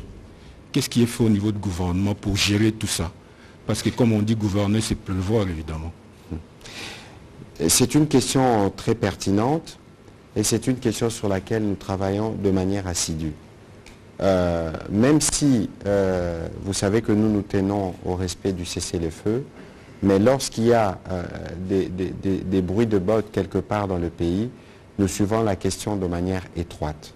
Et donc, évidemment, nous tous, nous saluons, à juste titre d'ailleurs, le patriotisme de ces compatriotes face au terrorisme. Il y a cette obligation qui nous impose de défendre chaque centimètre carré de notre territoire. Ceci dit, il y a une problématique générale à laquelle le gouvernement a déjà pensé à donner une réponse, dans ce qu'on appelle réserve armée de défense. Mais lorsqu'on parle de réserve armée de défense, contrairement à ce que beaucoup pensent, ce ne sera pas un dépotoir où on va prendre tout ce qui ont fait le travail des armes, on les prend, on les met dans cette réserve. Parce que regardez ce qui se passe en Israël, 360 000 réservistes, ça veut dire que c'est des gens qui ont été préparés, mais qui sont dans la vie civile normale. Et lorsqu'il y a des problèmes de sécurité qui se posent, l'État a le droit de les activer pour venir assurer la défense du territoire. Ici, la difficulté principale que nous avons eue dans tous les processus, c'est la résurgence du M23, évidemment, sous les dictats du Rwanda, pour des intérêts économiques que vous connaissez très bien, que nous avons déjà eu l'occasion d'expliquer ici. Dans les processus politiques qui ont suivi les discussions de Nairobi, on a eu des discussions en 4 phases sous l'auspice du président honoraire du Kenya, Uhuru Kenyatta, où tous ceux qui sont identifiés groupes armés congolais ont approuvé ce qui a été proposé. Ça veut dire qu'ils abandonnent le métier des armes, on regarde comment nous faisons la démobilisation. Et pour ceux qui pourront ou qui souhaiteront par exemple aller dans l'armée, il y a un processus de vetting notamment qui sera mis en place avant que vous ne puissiez être admis à la réserve armée ou au niveau de l'armée, parce qu'il faut qu'on s'assure que nous prenons les meilleurs de nos enfants pour les déverser dans l'armée ou dans la réserve. C'est un processus qui est en cours. Et donc aujourd'hui, les compatriotes qui travaillent, j'allais dire par patriotisme, le moment venu avec les gouvernements, évidemment, dans les cadres de processus, notamment des Nairobi et d'autres processus. N'oubliez pas qu'il y a un processus de PDDRCS qui est en cours en même temps dans la région. Nous verrons comment intégrer et quitte à ce que nous ramenons la paix dans cette partie du pays, nous nous assurons de donner une réponse institutionnelle à ces jeunes-là. Mais vous pouvez déjà être sûr d'une chose, que ceux qui se seront compromis dans la violation des droits de l'homme et dans tous les crimes qui seront bien listés ne pourront pas être admis dans l'armée. Et ça, c'est une ligne rouge qui a déjà été bien définie. Donc pour le reste, nous continuons à faire les suivis et nous aurons, les moments venus, l'occasion, avec sûrement le porte-parole de l'armée, de faire le point global de la situation. Voilà. Monsieur le ministre, vous avez 2 minutes pour répondre à ces questions. Ouais, merci beaucoup. Je voulais un peu souffler parce que j'ai un peu soufflé. Déploiement de la logistique électorale. Eh bien, merci de me rappeler ça. Je ne sais pas si vous avez suivi l'actualité il y a un mois de mois. J'ai reçu dans mon cabinet de travail le responsable de la CENI, chargé de la logistique, qui nous a posé ces problèmes-là. Donc nous avons, en résumé, pour ne pas rentrer dans trop de détails, ce sont des questions électorales. Notez que nous avons accordé des facilités pour permettre à la CENI, vis-à-vis de la RVA, pour permettre à la CENI de déployer le matériel dans tous les bureaux. Vraiment arrêté, je ne voudrais pas rentrer dans tout le détail, mais notez vraiment que cette réunion-là a eu lieu dans mon bureau et puis nous avons étendu cela à la RVA, tout ce qui est comme facilité pour permettre l'accès sur les tarmacs, l'accès dans tel coin pour permettre au matériel qui doit servir des élections. Donc j'ai même écrit, il y a même un courrier sur cette question-là. Les contrats sur le téléphérique, moi je comprends, vous ne voulez pas que le pays puisse changer de philosophie. Effectivement, ce contrat-là a été signé, je confirme, mais nous avons pensé que c'est une technologie qui n'est pas encore assurée chez nous. Nous sommes en train de travailler avec le partenaire pour assurer la formation du personnel qui vont gérer ces questions-là. Et puis après, bon, voilà. Les téléphériques, donc, on pourra faire des déplacements. C'est juste la phase expérimentale. Hein. Des déplacements. Non, il n'y a pas de blocage. C'est juste la phase expérimentale. Pour ceux qui connaissent l'Unikine, au rond-point, nous, quand on était étudiants, on appelait ça rond-point de la pente. Je ne sais pas comment on appelle ça aujourd'hui. Lui, il se souvient de rond-point sentiment. Nous, on appelait ça rond-point de la pente. Donc, de là où il y a eu une implosion de véhicules de transport, là, de carburant, là, vous voyez la citerne. Là. Voilà. Donc de là jusqu'à... C'est juste sur un tronçon de... Si je ne me trompe pas, c'était 3 km si je ne me trompe plus. Voilà, c'est juste ça, vraiment, c'est à titre expérimental, mais on est en train de former le personnel qui va pouvoir... Et puis, d'autres qualifications. Monsieur le ministre, on va prendre les derniers projets, la dernière série des questions. Je souhaiterais que vous puissiez en ce moment-là être bref pour nous permettre de libérer l'antenne de la RTNC. On va prendre Pichu Mulumba, on va prendre Paul Matendo et on prendra 2 questions en lingala, celle de Patrice Boto et de Fabrice. S'il vous plaît, rapidement. Yves Abdallah, pour la première fois qu'il a demandé la parole, je vous l'accorde. Voilà. Merci beaucoup, monsieur le ministre Patrick. Je n'ai pas l'intention d'engager un débat avec le ministre. Oui, allez-y rapidement la question, s'il vous plaît. Mais je dis toujours que quand nous venons ici, nous les journalistes, si nous ne disons pas la vérité, ceux qui nous suivent sur la chaîne nationale ne comprendront pas ce que nous sommes. J'étais à Guémena il n'y a pas très longtemps. J'étais à Guémena Sud Ubangui, Guadeloupe Nord Ubangui. À Guémena, le transport idéal, c'est la moto. Et à Guadeloupe, le vélo reste encore d'actualité comme transport. À 30 km de ces deux villes, il n'y a pas de route. On a même échappé à un accident avec l'ami parce qu'il fallait prendre 4x4.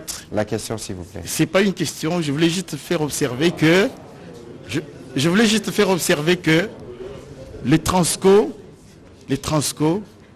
n'existent pas encore dans ces villes. Alors, monsieur le ministre a parlé de tout, mais il n'a pas parlé de Congo Airways.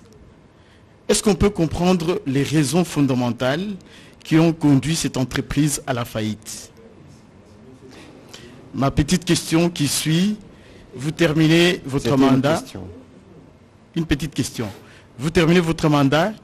Est-ce que vous êtes satisfait de laisser le peuple congolais sans avion? Merci. Je peux commencer par la fin. On prend la série. Comme ça, vous allez noter les questions, s'il vous plaît. Paul Matendo de Radio Capi. Monsieur Pichu Mulumba, allez-y, s'il vous plaît. Merci beaucoup, monsieur le ministre, pour la parole. J'ai quelques petites préoccupations au ministre des Transports. Je note que l'État n'est pas absent. Je reviens sur le transport fluvial, évidemment, avec ces énièmes incidents. Je note que l'État n'est pas absent, oui, mais identifier les embarcations flottantes, je ne comprends pas la démarche, parce qu'il y a déjà lieu d'indiquer qui délivre le permis de navigabilité. Et s'il y a des embarcations qui flottent sans permis, qui est censé assurer les contrôles?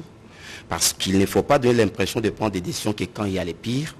Et dans ces contrôles de navigabilité, est-ce que les critères de la sécurité fluviale, lacustre, sont-ils respectés?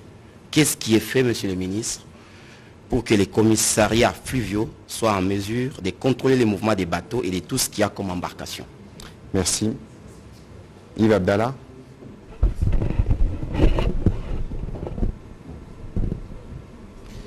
Monsieur le ministre, merci pour la parole. Merci. Monsieur Abdallah. Oui, monsieur. Yves Abdallah. Allez-y. Ok. Parce que je n'ai pas les trucs là. Vous allez dire c'est mon vieil ami. Bah. Alors, ma question s'adresse au porte-parole du gouvernement. Monsieur le ministre, je suis quand même inquiet que depuis que ça se raconte dans les réseaux sociaux et dans tous les médias de la place, que Mazembe, un club qui honore la République, qui a un stade homologué, qui pouvait recevoir la rencontre dont on fait allusion, monsieur le ministre de la Communication, aujourd'hui, on accuse à tort ou à raison que le gouvernement est à la manœuvre pour, primo, bloquer la délivrance des visas des officiels qui devraient arriver et bloquer le déroulement du matériel des VAR au niveau du poste douanier. quelle est la vraie version que vous pouvez mettre aujourd'hui à la disposition de l'opinion pour que toutes ces rumeurs puissent cesser? Au regard de la spécificité de la question, je veux y répondre directement pour dire ceci. D'abord, il faut savoir que le président de la République est le premier sportif congolais et que toutes les questions qui touchent les secteurs sportifs, c'est des questions qui suivent personnellement. En annonçant ces briefings, j'avais pris la précaution, parce que je savais que cette question arriverait d'une manière ou d'une autre, j'ai pris la précaution de parler au ministre Kaboulou, qui s'occupe des léopards, qui est dans la délégation des léopards seniors au Portugal. Il m'a apporté quelques éléments de précision. Je lui ai demandé de faire un communiqué. Il y a un communiqué qui m'a envoyé, que je ne saurais pas vous lire parce qu'il est long. Et en synthèse, qu'est-ce qu'il m'a dit? D'abord, au-delà du fait que le gouvernement prend en charge la participation des équipes, quelle que soit leur catégorie ou leur propriétaire, parce que je sais que c'est ça la pensée derrière, ils sont pris en charge dans leur déplacement par le gouvernement. Et que jusqu'à il y a quelques heures, comme des coutumes, lorsqu'il s'agit d'importer du matériel qui vient de la CAF pour la couverture, ça peut être du matériel publicitaire, etc., la FECOFA saisit le ministère, qui à son tour saisit la DGDA pour demander un enlèvement d'urgence. Dans les communiqués que je viens de recevoir, ce n'est que cet après-midi, dit le communiqué, du 16 octobre, que le gouvernement a reçu un courrier du comité des normalisations de la FECOFA relative à la demande pour un match qui doit se jouer dans une semaine, pour qui la CAF a déjà pris la décision de délocaliser.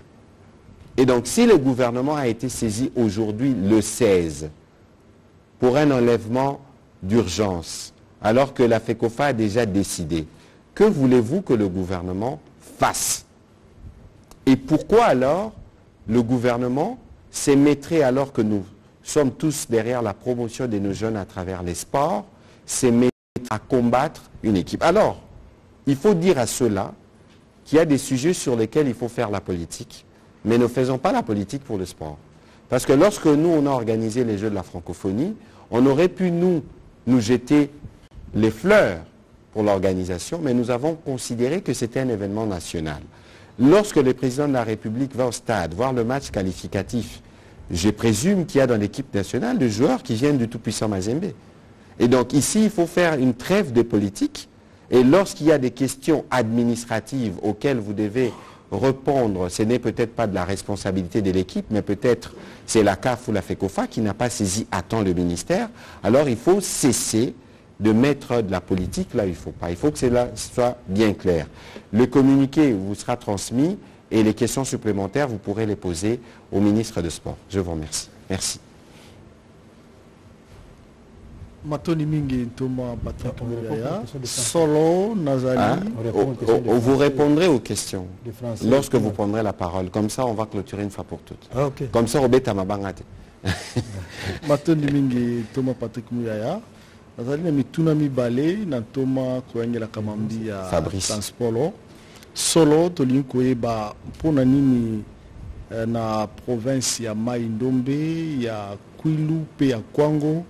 Zambie obeti masolo ya aéroport nzokande na ba province eye misato bazali ata na libanda ya mpepo ya malonga te soki okiti boye bakotia obe na se ya ndele et puis avion ya malonga te koko kita na sika wana piste ya malonga ezali te boni mbula matari ya Congo démocratique bakanisi po na ba province misato eye na mwana mboka Patrick Mouyaya lokola molobeli ya mbula matari ya ekolo Congo démocratique solo tomoni makitama kosalema onte ya baisadek na ba masanga ebele po mwa nungu ya rite kobana boko banga maponomi solo maponomi kozala na 2023. Merci. Yasuka Patrice Bot. Mutuna Sadek ndekwa sa juango to mutuna Yasuka. Ndeko mwana mboka ekila. Patrice. Nikolo meleki na nzela ya Mokoto na Chwapato leki bana biso kaka naufrage.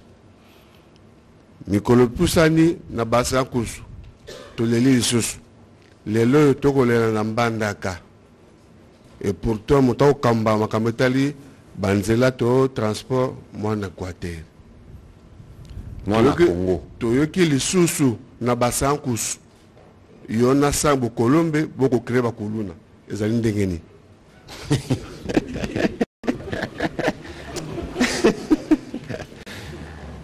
Monsieur le ministre, vous avez 5 minutes pour ramasser ces questions. C'est pas possible. Je voulais rassurer Paul Matendo. Vous êtes un peu peut-être en retard d'information. Posez la question à vos deux gouverneurs. Ils vont vous dire... je n'ai pas dit d'abord, je dois d'abord nuancer. En disant que nous avons commencé le déploiement de bus Transco en province, je n'ai pas dit que les bus sont présents dans toutes les provinces. Ça, c'est la première nuance. J'ai dit que les bus sont présents dans une dizaine de provinces. Et j'ai renchéri en disant l'opération se poursuit. Je crois avoir dit ça. Donc, je n'ai pas dit qu'il y en a déjà partout. Ça, c'est la nuance d'abord. Et puis, s'agissant de Guémena et de Gbadolite, posez la question à vos deux gouverneurs. Il y a 48 heures, j'étais avec le gouverneur Malo, Mobutu. Donc, la semaine ici, il aura ses bus, ils vont aller. Mais, il ne faut pas penser non plus, c'est le lieu de préciser aussi à l'intention de tous les gouverneurs, qu'il y a toujours des enquêtes préalables. Moi, j'ai même vu des photos, comment on appelle ça, des Photoshop, n'est-ce pas, pour les gens qui ont de la joie, du plaisir à saboter l'action gouvernementale, à démontrer un bus embourbé. Patrick Boto, est-ce que Nambanda est en place bus ego s'embourbé? Patrice Boto. Nambanda est en place bus ego kangamana potepote. Donc c'est de la méchanceté tout ça. Nous prenons toujours la précaution d'envoyer une équipe d'avance pour faire l'état des lieux de l'infrastructure. Il y a des provinces à qui on a refusé des bus parce que nous avons estimé qu'il ne suffit pas seulement d'envoyer des bus, mais aussi il faut préserver les bus. Parce qu'entre autres critères pour déployer un bus, je m'adresse particulièrement au gouverneur, entre autres critères pour déployer les bus dans une province, il faut que vous ayez quand même un minimum d'infrastructures routières, c'est-à-dire je parle de la route. Il faut que vous disposiez des espaces qui vont servir d'entrepôt. Il faut que vous disposiez d'actions d'essence qui vont assurer l'approvisionnement en carburant. Et il faut que vous nous envoyiez les personnels en formation ici à Kinshasa. Et nous avons pris pour option d'envoyer toujours un responsable qu'on appelle le responsable de l'antenne provinciale qui doit venir de Kinshasa pour éviter tout ce que vous pouvez imaginer là. Ça, c'est la première nuance que je voulais. Donc, les deux provinces, c'est résolu. Donc, posez la question au gouverneur Malo. Il y a 48 heures. Il était dans mon cabinet. On a résolu cette question-là. D'un moment à l'autre, pour Gbadolite, il n'y a pas de débat. C'est l'une des villes qui a des routes dans cette province. Ça, c'est même pas un débat. C'est même pas un débat. Et donc, ces questions-là sont c'est juste une question de temps. Posez la question aux deux gouverneurs, ils vont vous dire que c'est déjà fait. Je n'ai pas trop... Congo Airways, la question de Congo Airways. Voilà. Congo Airways... Et laisser le pays sans avion. Non, il faut relativiser certaines affirmations. Il faut dire que pour l'instant, nous avons des problèmes avec notre compagnie nationale d'aviation. Il ne faut pas dire que le pays n'a pas d'avion. Ça, c'est une nuance. C'est une nuance. Si vous allez à l'aéroport de Ndjili, vous allez trouver les avions. Ça, c'est vraiment une nuance. Moi, je pense que vous êtes des journalistes. Et comme journaliste, vous avez aussi des rôles pédagogiques. Donc, le pays a des avions. Mais nous avons une difficulté avec la compagnie nationale. Ça, c'est la nuance. Pourquoi on en est arrivé là? Eh bien, l'avion, moi je parle des aspects techniques parce que moi, par rapport à Congo Airways, mes relations sont d'ordre technique. Chaque fois que l'avion est exploité, il y a un cycle d'exploitation. Et après chaque cycle d'exploitation, l'avion doit aller en entretien. Entretien des moteurs, et il y a plusieurs choses là-bas. On regarde les moteurs, on regarde. Il s'est fait que les équipes qui se sont succédées, malheureusement, n'ont pas pris le soin d'envoyer les avions dans ces contrôles que je peux qualifier de routine. Check. Dans ces checks. Non, moi je voulais parler simplement. Dans ces contrôles de route. Malheureusement, ils ne l'ont pas fait. Et quand ils ont pensé le faire, En tout cas, il faut reconnaître quand même qu'il y avait un peu de retard dans cette affaire. Ça, c'est d'une part. Et d'autre part, mais nous-mêmes, nous avons mis la technicité aujourd'hui. Je me suis renseigné auprès des experts. Vous êtes des experts pour vous renseigner. On m'a dit le personnel pour un avion, il faut un minimum de 30 personnes. Aujourd'hui, Congo Airways, c'est 588 personnes. Pour 4 avions, disons même pour 2 avions et demi, si vous voulez. Là, déjà, il y a des problèmes. Mais moi, je veux revenir. Je vous donne déjà la situation que nous avons. Donc, je disais un avion. Je posais la question aux techniciens. Un avion pour le personnel, c'est-à-dire pilote et tout ce qui va avec, c'est 30 personnes. Aujourd'hui, avec Congo Airways, dans l'état où j'ai trouvé, n'oubliez pas que j'ai été titularisé en masse, je prends aussi ce qui a été fait depuis la création. Je ne suis pas en train de me dérober de mes responsabilités. Mais la continuité n'exclut pas l'individualité de la responsabilité. C'est ça aussi l'intelligibilité de la question. Quand je trouve la société dans cet état. Eh bien, nous avons pris le taureau par les cornes, nous avons lancé un plan de stabilisation, un plan de relance. Et vous avez suivi lors du Conseil des ministres du 1er septembre, le chef de l'État a avalisé ces mesures.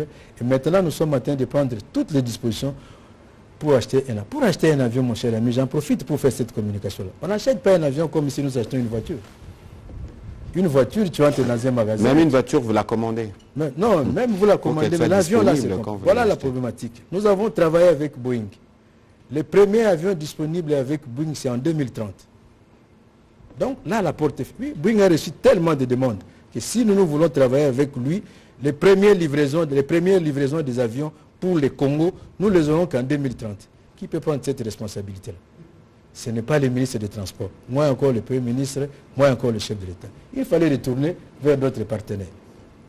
Et quand vous allez vers d'autres partenaires, mais il y a toute une procédure. Ce n'est pas, je disais, vous entrez dans un magasin, on expose la voiture, vous donnez le cash, on vous donne la voiture. Non. Il faut d'abord négocier les contrats. Et quand vous négociez les contrats, ce contrat n'a qu'une validité de 15 jours. Quand dans les 15 jours, vous n'avez pas fait les diligences, les contrats tombent. Premier aspect. Deuxième aspect. Mais dès que vous êtes à mesure de ces contrats-là, mais nous avons chez nous ici ce qu'on appelle l'autorité de l'aviation civile. Et dans ces pays-là, vous avez aussi l'autorité de l'aviation civile. Les deux doivent se conformer pour dire oui, cet avion-là est à mesure de voler. Ça, c'est la deuxième volet. Mais troisième volet, c'est l'âge des avions. C'est l'âge des avions. Et les heures de moteur, les heures de toutes ces questions-là techniques, il faut d'abord vider toutes ces questions-là pour que vous puissiez voir un avion arriver. Ça veut dire quoi? Ça veut dire que vous pouvez payer un avion. Aujourd'hui, nous sommes le 16.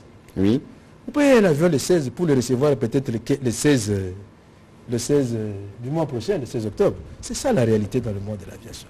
Et donc, pour dire qu'au niveau du gouvernement, le plan de stabilisation et de relance que nous avons présenté a été accepté. Mais maintenant, nous sommes dans le déroulé pour le processus d'acquisition. Mais revenons sur Congo Airways lui-même. Congo Airways disposait de 4 avions. Un était déjà fin cycle, qui était entreposé à l'aéroport, là je disais, par négligence ou par non-diligence de certains agents, de certains dirigeants. Ils n'ont pas pris le soin d'envoyer l'avion à Tchéquie. Le deuxième avion A320 qui restait là était presque arrivé fin cycle. Était un peu notre... Lorsque vous dites fin cycle, ça veut dire que c'est un avion qui ne peut plus... Qui doit aller au Tchèque, il ne peut plus voler. Il n'est plus éligible au vol, il ne peut plus le faire. Fin cycle. En d'autres termes, ces avions-là, passez-moi l'expression, je vais parler comme traduction littérale. Ces avions-là ne sont pas morts. Ces avions-là sont opérationnels, ils doivent aller au Tchèque. Ils vont nous revenir ici opérationnels. Et dans l'entretemps, Congo Airways a 2 autres avions Q400, dont un est déjà en réparation à Malte, et la réparation doit prendre un peu de temps. J'ai expliqué comment est-ce qu'il faut. Quand vous êtes en train de réparer un avion, ce n'est pas comme comment on appelle ça, les révisions, les entretiens que nous faisons ici. Non, ce n'est pas ça. Donc il y a ces avions-là qui sont entretiens et le gouvernement est disposé à régler cette facture-là pour que les avions reviennent. Donc la société congolaise, sur le plan des avions, les sociétés n'ont pas de problème.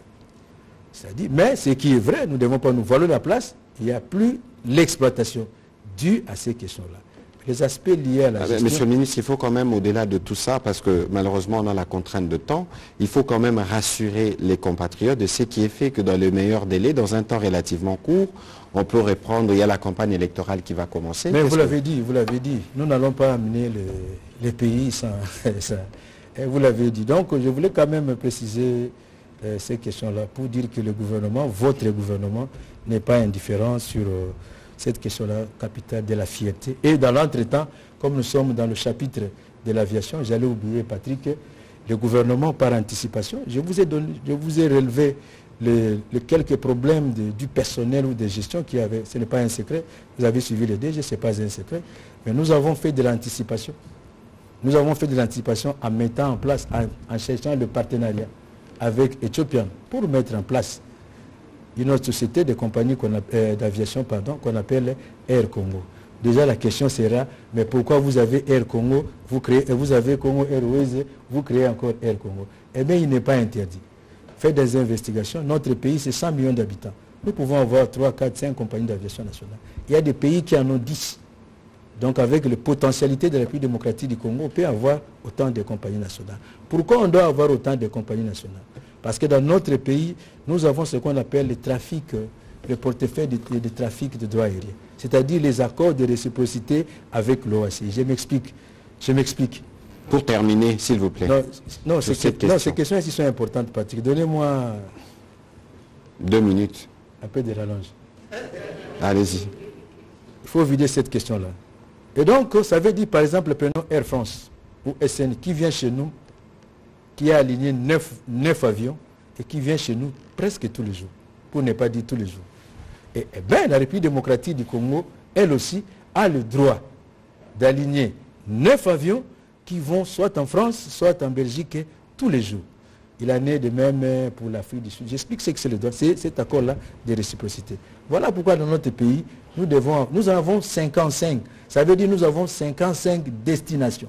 Voilà pourquoi nous avons intérêt à avoir une grande compagnie d'aviation. Pourquoi ne pas dire plusieurs compagnies d'aviation? On peut avoir même 2 en international qui pourront nous permettre d'exploiter ces lignes de portefeuille de droits de trafic aérien. Voilà un peu la question que je voulais. Merci pour les 2 minutes. Éclaircir à votre attention. Donc la République, le gouvernement n'est pas laissé inerte.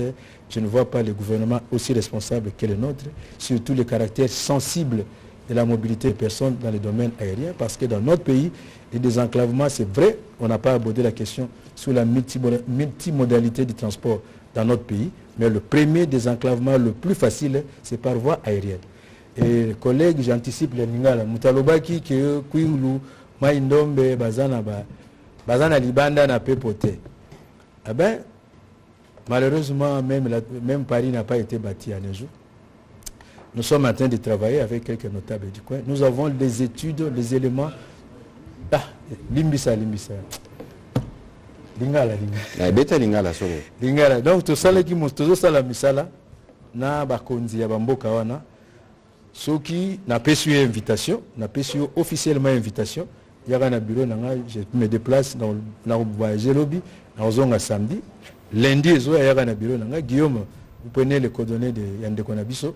Nous avons un plan, il y a modernisation, il y a réhabilitation des aéroports dans les 145 territoires pour accompagner le programme ya Mokondiamboka ya PDL 145. Au moins, ma province, surtout, ils ont kati na misala nini sengeli kosalama na ba détail surtout ya mike na motango ya bambongo surtout ezali na katikati. Donc, toujours que nous avons malembe. Et puis, Patrice, je crois que Makambolobi Omoko Yebi, Bissonosu Tozako Milela, na Makama Ezako Salama na Ebale, Deto Bandaki émission na Bisso na Masoloana, na Talisi, na Baimbo Kapé, na Bino Bapandisango, et au ministère Nanga Ezali Kosala, na Mikano, na Lakisaki Awate Mibeko Yamboka Ezali, Ezande na Bakolo Masua. Ezande na bakumbi masua balingi kotosa mibeko ya mboka te. Baza kotosa mibeko ya mboka te, basali sami na ba service ya mboka na biso malheureusement. Donc tukozwa mikano mais accident ebengami likama. likama esalamaka kaka na Congo te. Toza kosepela te bana mboka bakufa tokoki kolinga bongo te. Parce que biso gouvernement toza na mokano ya kobatela bomoi ya bana mboka bisika nyonso tu bazwami. Mais soki likama ekomi et puis toza ko continuer mosala. Makambo lobi ya balu na ngana yidi makambo na te. Pour muto atelemi atandeni ya kozala kolona te muto atelemi. Voilà, il y avait une question reliée à cette problématique d'accident de Pichu Munumba qui demandait qui donne les certificats des navires. Ah, ok. Merci, Pichu. Je dois t'avouer, je n'ai vraiment pas bien cerné ta question. Non, il situait en synthèse la responsabilité de l'État dans l'octroi des autorisations. Pourquoi l'identification? Mais le besoin est là. Nous sommes en train de déplorer l'état vétuste de toutes ces embarcations-là. Vous connaissez la complaisance qui habite nos services. Nous parlions de permis de conduire ici. Légalement, j'ai fait un saut de coq à l'âne. Dans notre pays, légalement, il n'existe pas de permis de conduire. Mais quand je vous regarde là, chacun a son permis de conduire qu'il a obtenu dans les conditions qu'il sait. Voilà pourquoi l'État prend les choses en main. Nous avons recruté les inspecteurs, nous avons pris même d'autres services connexes pour faire l'identification de toutes ces unités-là et pour connaître la dernière fois que ces unités-là sont passées au carénage. Déjà, les statistiques à ma possession, je crois, si je ne me trompe pas, on m'a renseigné depuis qu'on a commencé jusqu'à aujourd'hui, on a identifié à peu près 434 unités flottantes, dont 70, dont 25% ou 30% poseraient déjà quelques problèmes. Alors, si nous décidons de mettre toutes ces embarcations-là de côté, est-ce que l'État n'aurait pas agi?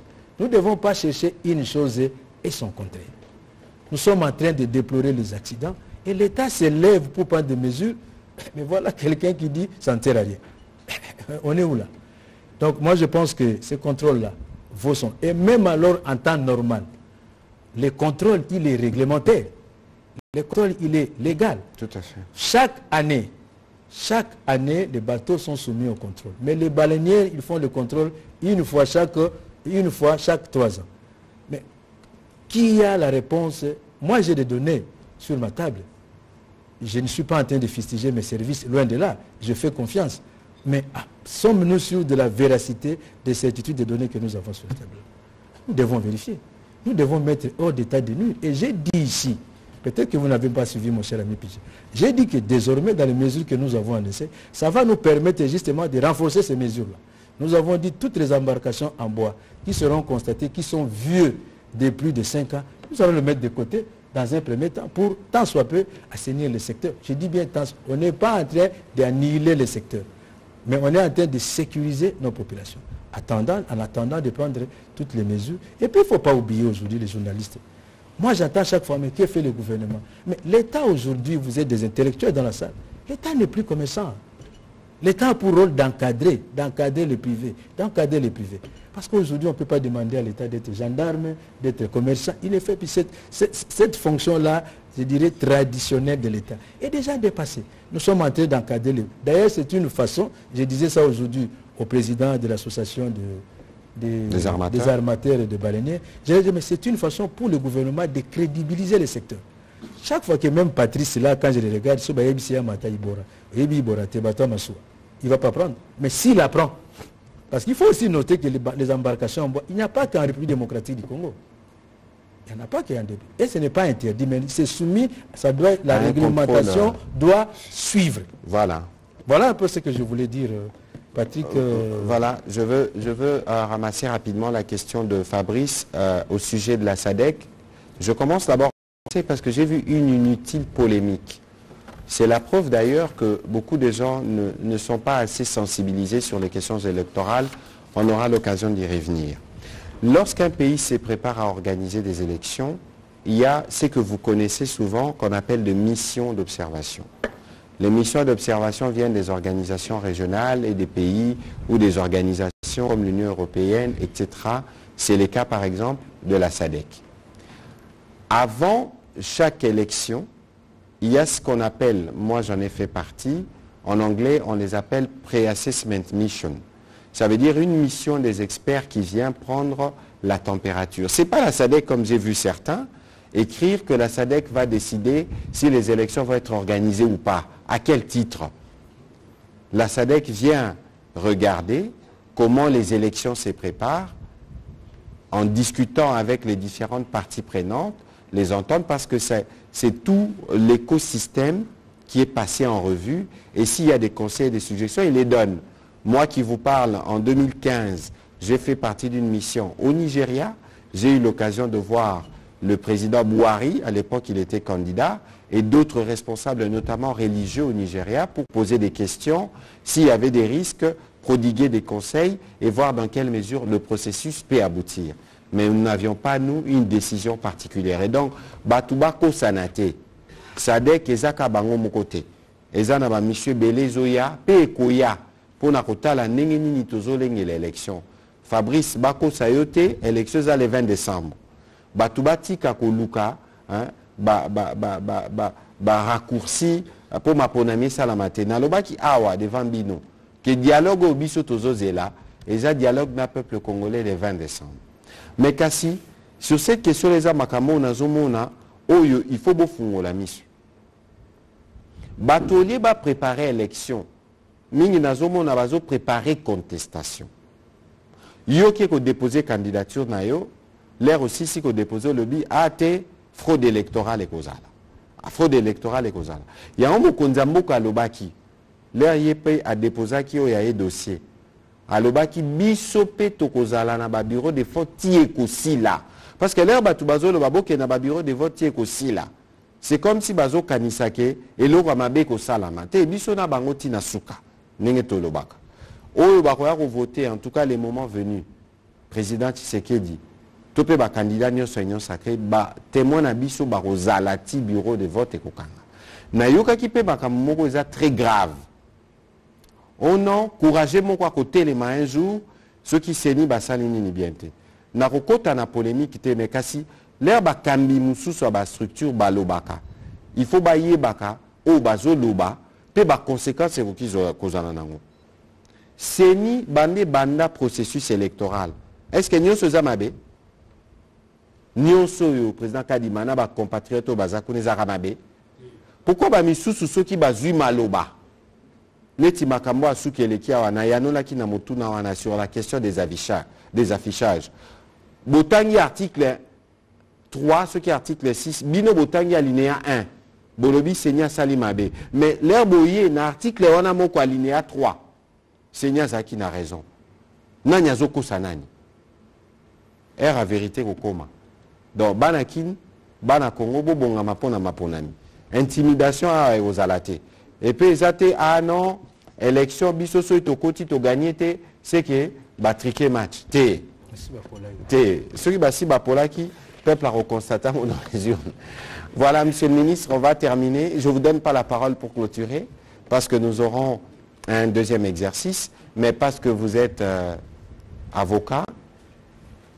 2 secondes pour terminer. Non, mais juste vous remercier. Juste vous remercier pour l'exercice. Et les prochaines fois, on pourrait se retrouver, si vous le voulez, pour d'autres questions qu'on n'a pas pu... Nous souhaitons aller voir des visus que vous avez dit. C'était un peu long l'exercice d'aujourd'hui, mais c'est au regard de la sensibilité des sujets, notamment les sujets des accidents sur les fleuves, sur les différents cours d'eau, mais aussi les réformes en cours. Tout ce que vous avez dit est beau, mais ce sera encore plus beau si les journalistes peuvent voir. Nous pouvons voir avec vos services comment organiser ponctuellement des déplacements pour certains journalistes. Pourquoi pas aller dans les bases où elle est, Kisangani, Bangoka, trouver les avions, les journalistes viendront pour témoigner des fondations qui ont été placées sous la direction du président Tshisekedi dans votre secteur. On va faire un briefing à Bangoka, n'est-ce pas? Oui, merci. On va faire un briefing à Bangoka. En direct de Kisangani pour ceux qui ne savent pas. Et ce sera avec plaisir. Monsieur le ministre, merci. Merci à vous de votre participation à cet exercice de redevabilité. Nous allons nous retrouver sûrement encore une fois la semaine, une fois cette semaine, pour parler d'autres sujets. Merci et bonne soirée chez vous. Merci. Le micro s'est coupé.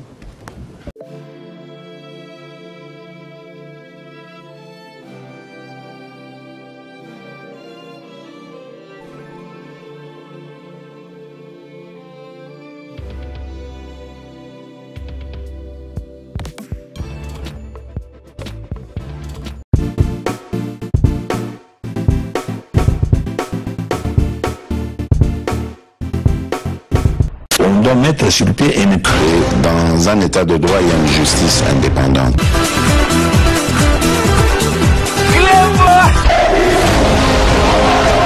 Ce n'est pas pour rien qu'il faut des conseils. C'est vrai,